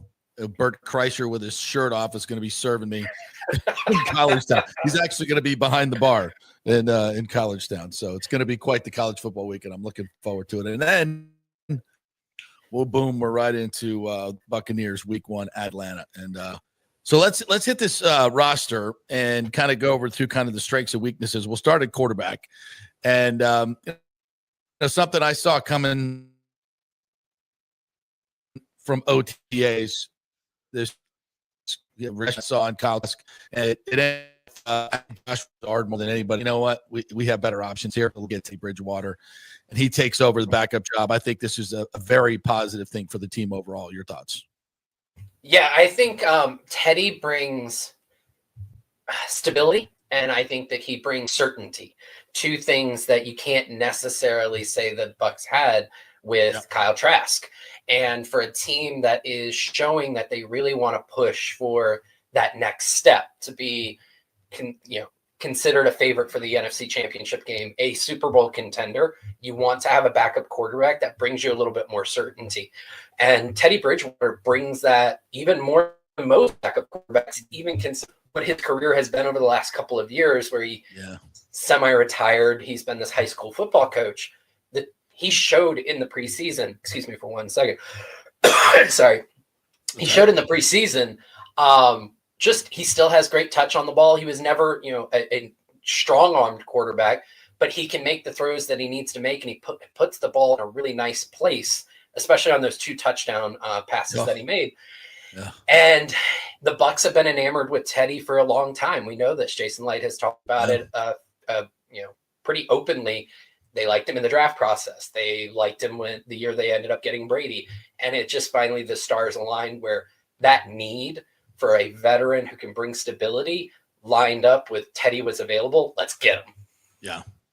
And it's funny because we talk so much about Baker in the offseason. We really haven't talked much about him in training camp because it's more about Kyle Trask. Bypass him, but starts with Baker, and I expect him to this season. I don't know if he can go over the great numbers he did last year. That was the sixth season, 71%, 4,500 yards, 39 touchdowns. I mean, or 41 touchdowns. I mean, it's just, I think it's only 4 guys that have done that in a season. So will the numbers be the same? I don't know, but I know this. He's going to have a great year. He's going to be super effective. Mike Evans, for my eye, has never looked better. And the two of them together have been, they've been unstoppable no matter who's trying to cover them. So I think they have a huge, huge year. And Baker, I think he's a top 7-8 quarterback in this league. What do you think? I'm starting to get there with you. I usually have him in the 8 to 12 range. But I think I'm leaning more towards the 8 side of it. And when you consider the context, which I think so many people try to do these quarterback rankings in isolation, but you really have to understand the context. What do they have around them? Because the quarterback is a proxy for the offense as a whole. And Baker ran a top 3 offense last year because him plus the context of Cohen and the offensive line and the weapons that he had. That's really what you're trying to create. It's not about having the best quarterback. It's about having the best offense. Baker certainly captained one of the best offenses last year, and I think he's poised to do so again. He feels confident in the system. He feels confident in Grizzard. He definitely enjoyed the fact that they promoted Grizzard. I think that's a huge for what Grizzard can do for the team. And I have a lot of confidence that it still may be a little streaky from game to game or even drive to drive. But what you're looking for is over a 17-game season. Can he get it done? And I think Baker can. Absolutely. All right, running back Steve Ford, Tucker, and Josh Williams, undrafted free agent. And I thought he had a really good one when he got back out there. That last game, I think, obviously put him over the top at the kickoff. Some really nice cuts and patient running. He just looks the part. But it's those first 3 that are just the best 1 to 3 in the game, in my opinion. And I think they all just get better a year. As we talked, Rashad White is lighter. He's quicker. You can see it. Sean Tucker's the best third in the game. And I just think Bucky's going to be better in year 2. Yeah. I mean, you definitely think there's going to be some growth from Bucky. Sean Tucker probably has the most juice out of the 4 of them, and he's your running back 3, right? But such a well-rounded skill set throughout the room. Rashad brings the pass protection skills. He's a great receiving back. He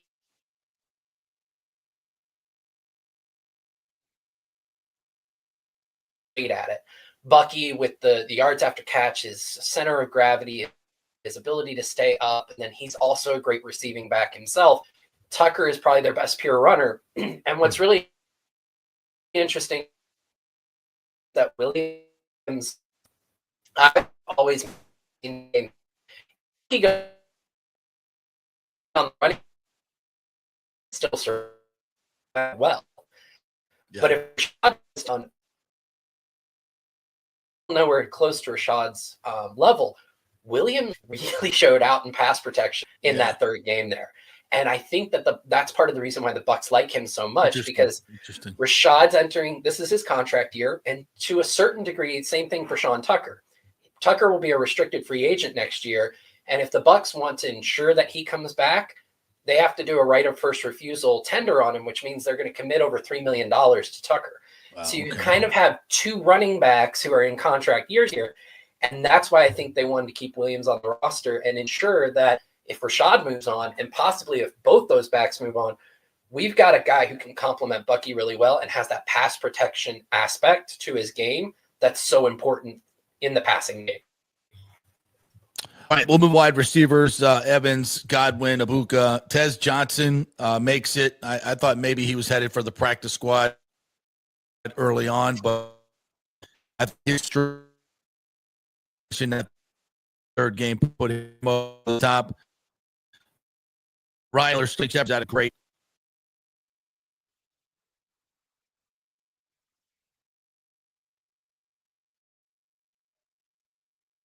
We're back. We're back. Sorry about the technical problem there with our recording, unfortunately. But we think we have a workaround, as we like to reach around on a workaround. I'm going to try. Tim is going to cue it up to about 8 minutes in and run it from your computer. Yeah, let's give that a shot right here. They bring an element that the Bucs really haven't had in that receiver room, which is kind of that quick, shifty, manufactured touch guy. They've been using Godwin in that role, but he's more of a bruiser. But it'll be interesting to have somebody just with really light feet who can change direction on a dime, and both of them have that. JP, I want to ask you, how many receiver rooms in the NFL do you think could walk into week 1 of the season without their second and third, maybe fourth best receiver and say, we're fine? Yeah. Because that's what the Bucs are about to do. Yeah. You're going to have Mike. Come Thanksgiving, boy. Woo. Yep. Yeah, you're going to have Mike. You're going to have Emeka. Those are the top two between Shepard and Ryan Miller, and then creating those little packages for Tez Johnson. Yeah, this receiving group is still in really good shape, even with Godwin and Jalen McMillan not ready to play for the first few weeks of the season. That's a phenomenal depth chart.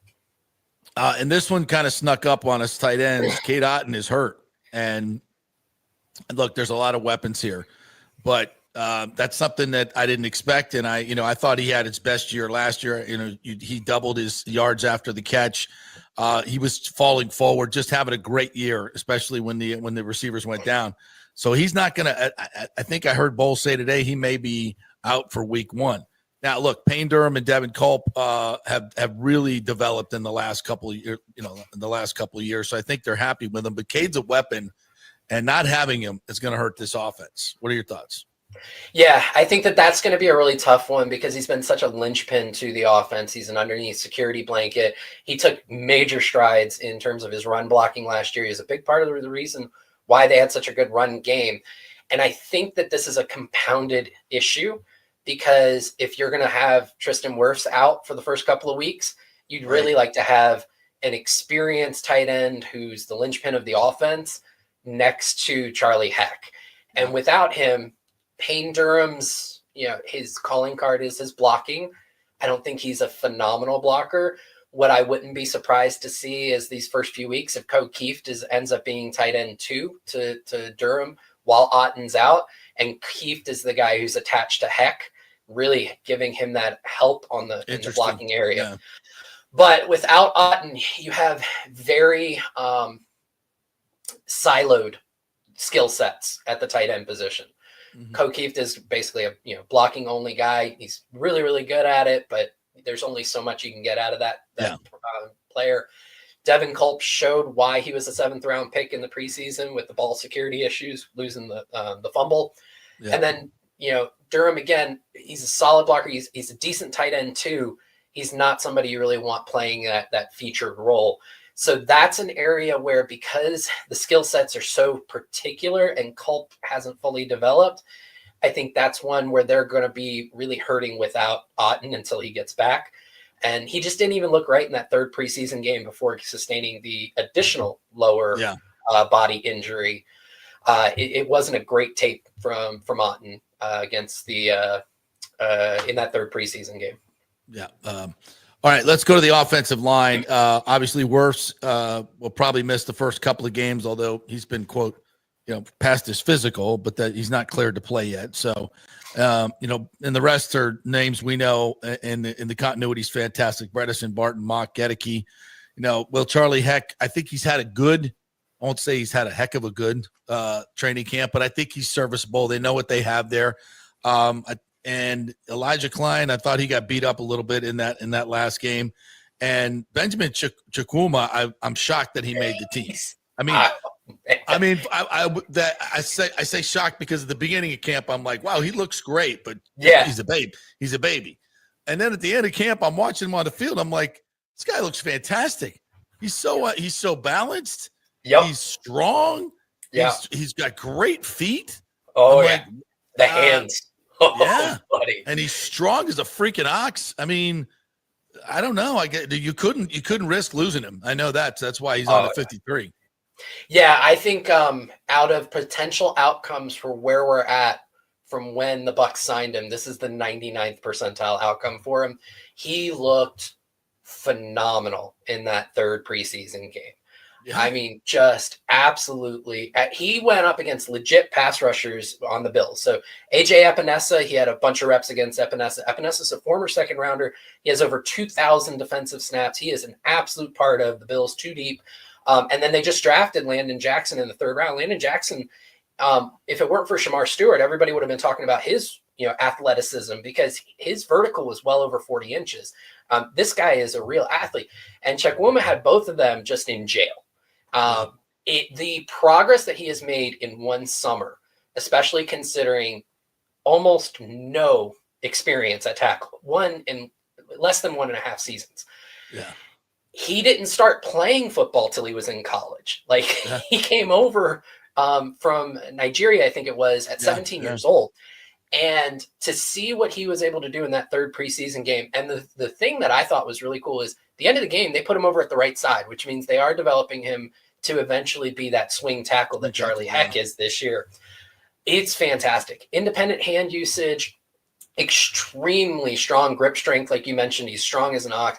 The footwork, I love what you said there, just super fluid. Nobody was winning inside. They tried these ghost moves. They tried these jump sets, and he was shutting it all down. I think the Bucs are deeper at tackle than they are on the inside.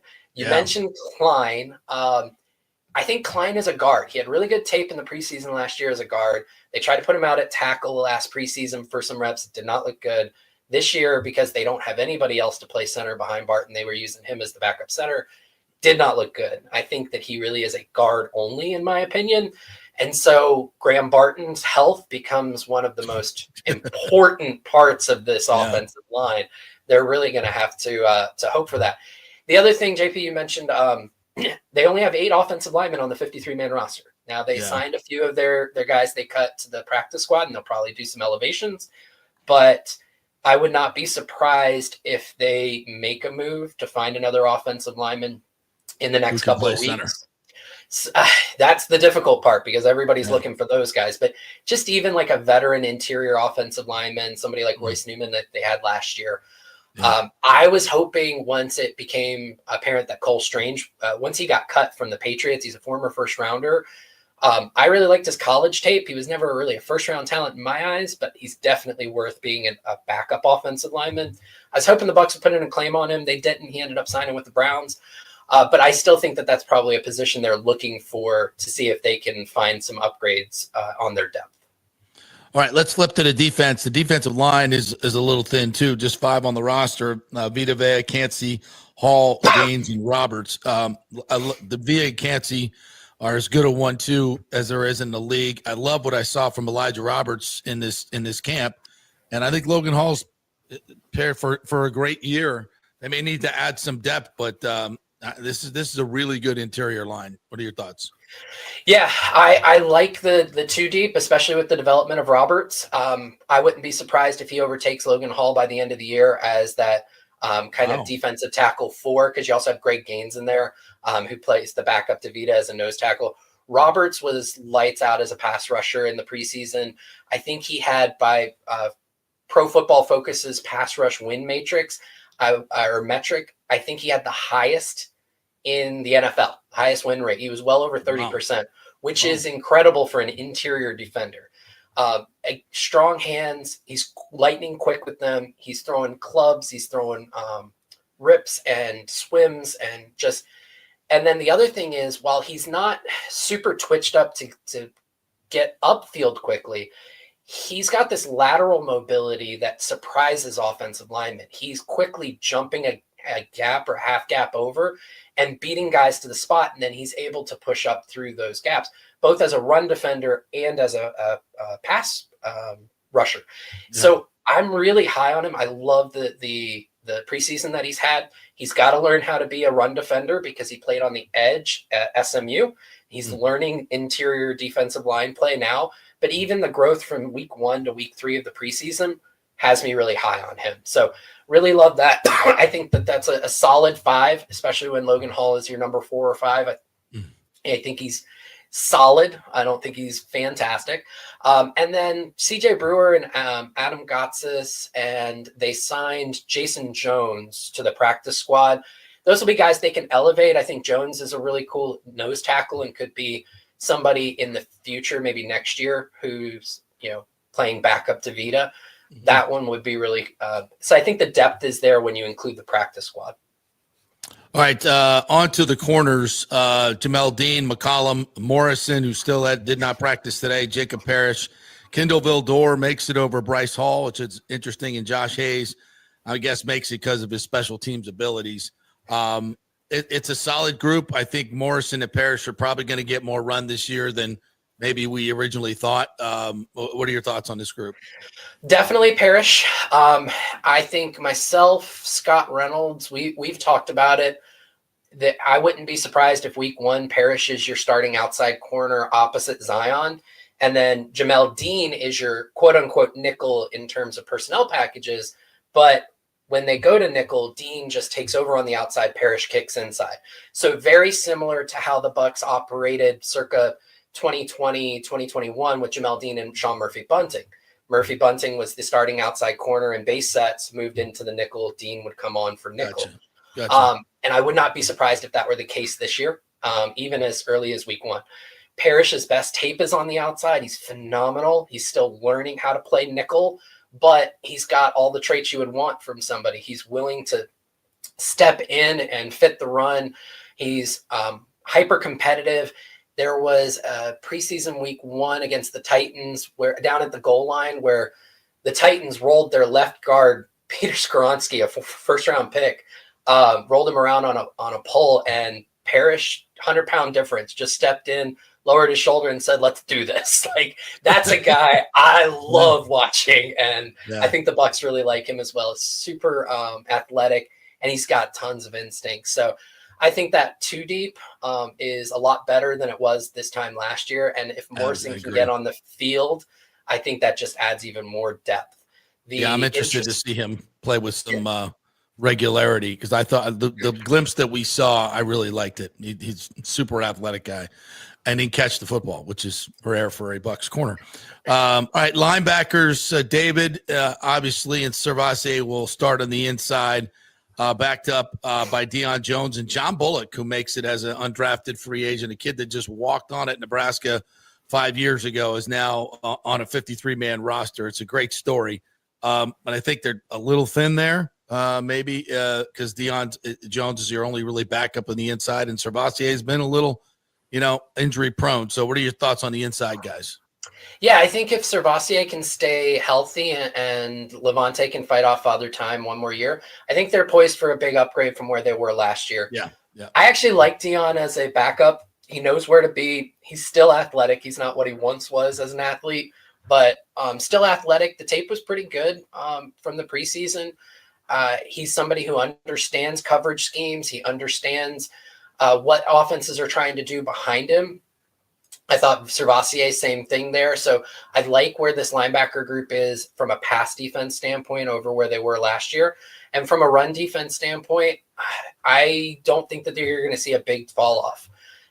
If you start seeing multiple injuries, that's where things get interesting because Bullock is limited as an athlete. Nick Jackson, who's on the practice squad, I know he had a couple of highlight reel plays in the preseason, but some of those were schemed up, easy shots. And then the pick was not something you would ever expect to happen again. I like the instincts, but again, I think athletically a little limited. A little slow. Yeah. Like offensive line, I think this is one of the areas where they're really hoping for health. Yeah, absolutely. All right, the outside guys, obviously Reddick is the linchpin. He's got to stay healthy. Otherwise, you basically have what you had last year, which wasn't close to good enough. So again, Reddick has to really stay healthy. Braswell, I guess he's got to make the team. I saw absolutely nothing in training camp and in the games that makes me think he's going to have a great second year, as Jason Light and many told us. I just don't see it. What are your thoughts on the outside guys? Yeah, agreed there. I think Yaya and Reddick, that's a really great, one deep. And then on the 2 deep, Nelson has grown on me over the last few years. He's a a good steady Eddie. He can play in all facets of the game, but he doesn't give you that juice that if one of the top two guys goes down, you feel good about your pass rush at that point. But here's the thing. Nelson is in his, sixth year now, and he's a solid guy, but he's edge 3, and that is an indictment on Braswell. Because that means Braswell, your second-round pick from last year, is edge 4. And he's not edge 4 because Nelson is phenomenal. He's edge 4 because he can't beat out Steady Eddie. Yeah. And that is a little bit of an issue. His first preseason game was very rough. I think he got a little bit better in the second and the third preseason games, but nothing that tells me he's ready to go off. And at the end of last year, there were some traits, like I thought that the pass rushing stuff got a little bit better, but you also saw what the Bucs thought of Braswell, because while Drew Tryon-Shoyinka was injured, Braswell snap counts went down. That's not a good thing. So that one concerns me, although the Bucs did just pick up somebody on the practice squad, Mo Kamara, originally out of Colorado State. He was a 5th-round draft pick, I think, for the Dolphins last year. That kid's got some serious pass rushing juice. It's just in the body of somebody you would never expect to be an edge rusher. And can he overcome those physical limitations just with his pass rushing plan and some of the moves that he provides? Not sure, but it's an intriguing pickup that I'm excited about. All right, specialists, McLaughlin and Dixon especially are going to be, I think, 2 of the best in the game. So we'll kind of go over them. The safeties, Antoine Winfield Jr., Tyke Smith, I think really, really good starting tandem. Christian Izien, I guess he's still dealing with the oblique. I think he's an excellent tackler. I think he's completely underrated. I really like him. And then Merriweather and Wisdom going to be special teams guys. But I mean, your starting 2 there are as good as I'd say as good as there is in the league. What are your thoughts? Yeah, I'm high on Tyke despite some of his preseason tape. He hasn't looked great out there in live bullets, but the physical traits are there. The mental IQ, the football IQ, I think is there. So I'm going to bet on those things translating in a larger sample size than limited tape that wasn't great, to be completely honest.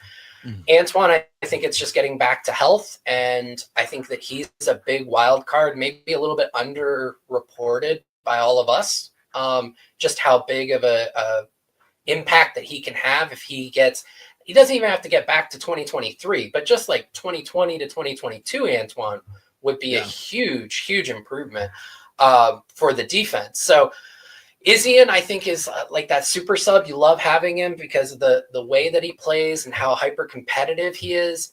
I think from a tackling standpoint, sometimes his size just gets in his way. He's just a small guy, and there are some guys who are just going to kind of run over him. But then there are other plays where he just tracks somebody down and takes them down way out in the flat all by themselves. And what was it against Derrick Henry last year? Just got him off in the flat all by himself and was able to drag him down. So it's kind of up and down with him, but I love him. I think he's one of the more underrated backup safeties in the league. And then Rashad Wisdom really impressed me in the preseason. They threw him into nickel. He never really played nickel before. And he was physical. He was getting behind the line of scrimmage. He was fitting the run. This is a guy I'm rooting for. And I think there may be more there with Wisdom. So I'm cautiously optimistic about him potentially being somebody that surprises others. All right, that's the roster. Now the intangibles, coaching, injuries. Obviously, we can't handicap that, but I think the coaching obviously needs to be better in one-score games. They've done everything to address that. So I still see this team, even with these injuries, which I don't like in the beginning, I still think it's a 10, 11-win team, and it wins a division. What are your thoughts? I'm going to go over. I'm going to take 12 wins. Wow. Yeah, okay. I'm very high on this team, and I put in one of our Pewter Report roundtables earlier this year. It was what's your one bold prediction? I've got the Bucs making it to the Super Bowl, so I am very optimistic about this team, even with some of the injuries they've sustained early. Yeah, I think they have a chance to do that. I'm still worried about the game day management from game to game. Hopefully that's better this year, because that's what's going to tell the tale. If you win those 1-score games, you go 6-2 instead of 2-6. Now you're an elite team. Go 4-4 like that. That would be 4-4. huge, that'll get you to 12. Yeah, exactly. So it's a big factor, and I think you nailed you hit the nail on the head there. That's going to be a real wild card for them. All right, Josh Capo, Pewter Report. You can read his stuff at pewterreport.com and follow him on the Twitter machine as well. Thank you, Josh. Appreciate it, buddy. Thanks, JP. Oh, thank you very much, Josh. And Josh will be a regular contributor to us each and every week as we go over the game film and look ahead to the next game. So, all right, partner, I'm off to college football tonight at Raymond James Stadium as your USF Bulls take on the number 25 Boise State Broncos. And I guess I'm off to Long John Silver's. Yeah, enjoy your fried shrimp. Don't forget tomorrow, Texas Ohio State preview with the great Tim May, live from Columbus. What time is that? 11:30. All right, cool. And we will be live in Tallahassee starting our show. Pat Burnham is going to join us. I believe Dave Roberts, who's one of the owners of Bowden's, will be joining us as well, and some other surprises live from Tallahassee. Maybe I'll get Bert Kreischer on the show, shirtless. Do it. I'll take my shirt off if you do. Everybody goes shirtless if he shows up. All right. Have a great day, everybody. Go Bulls. See ya.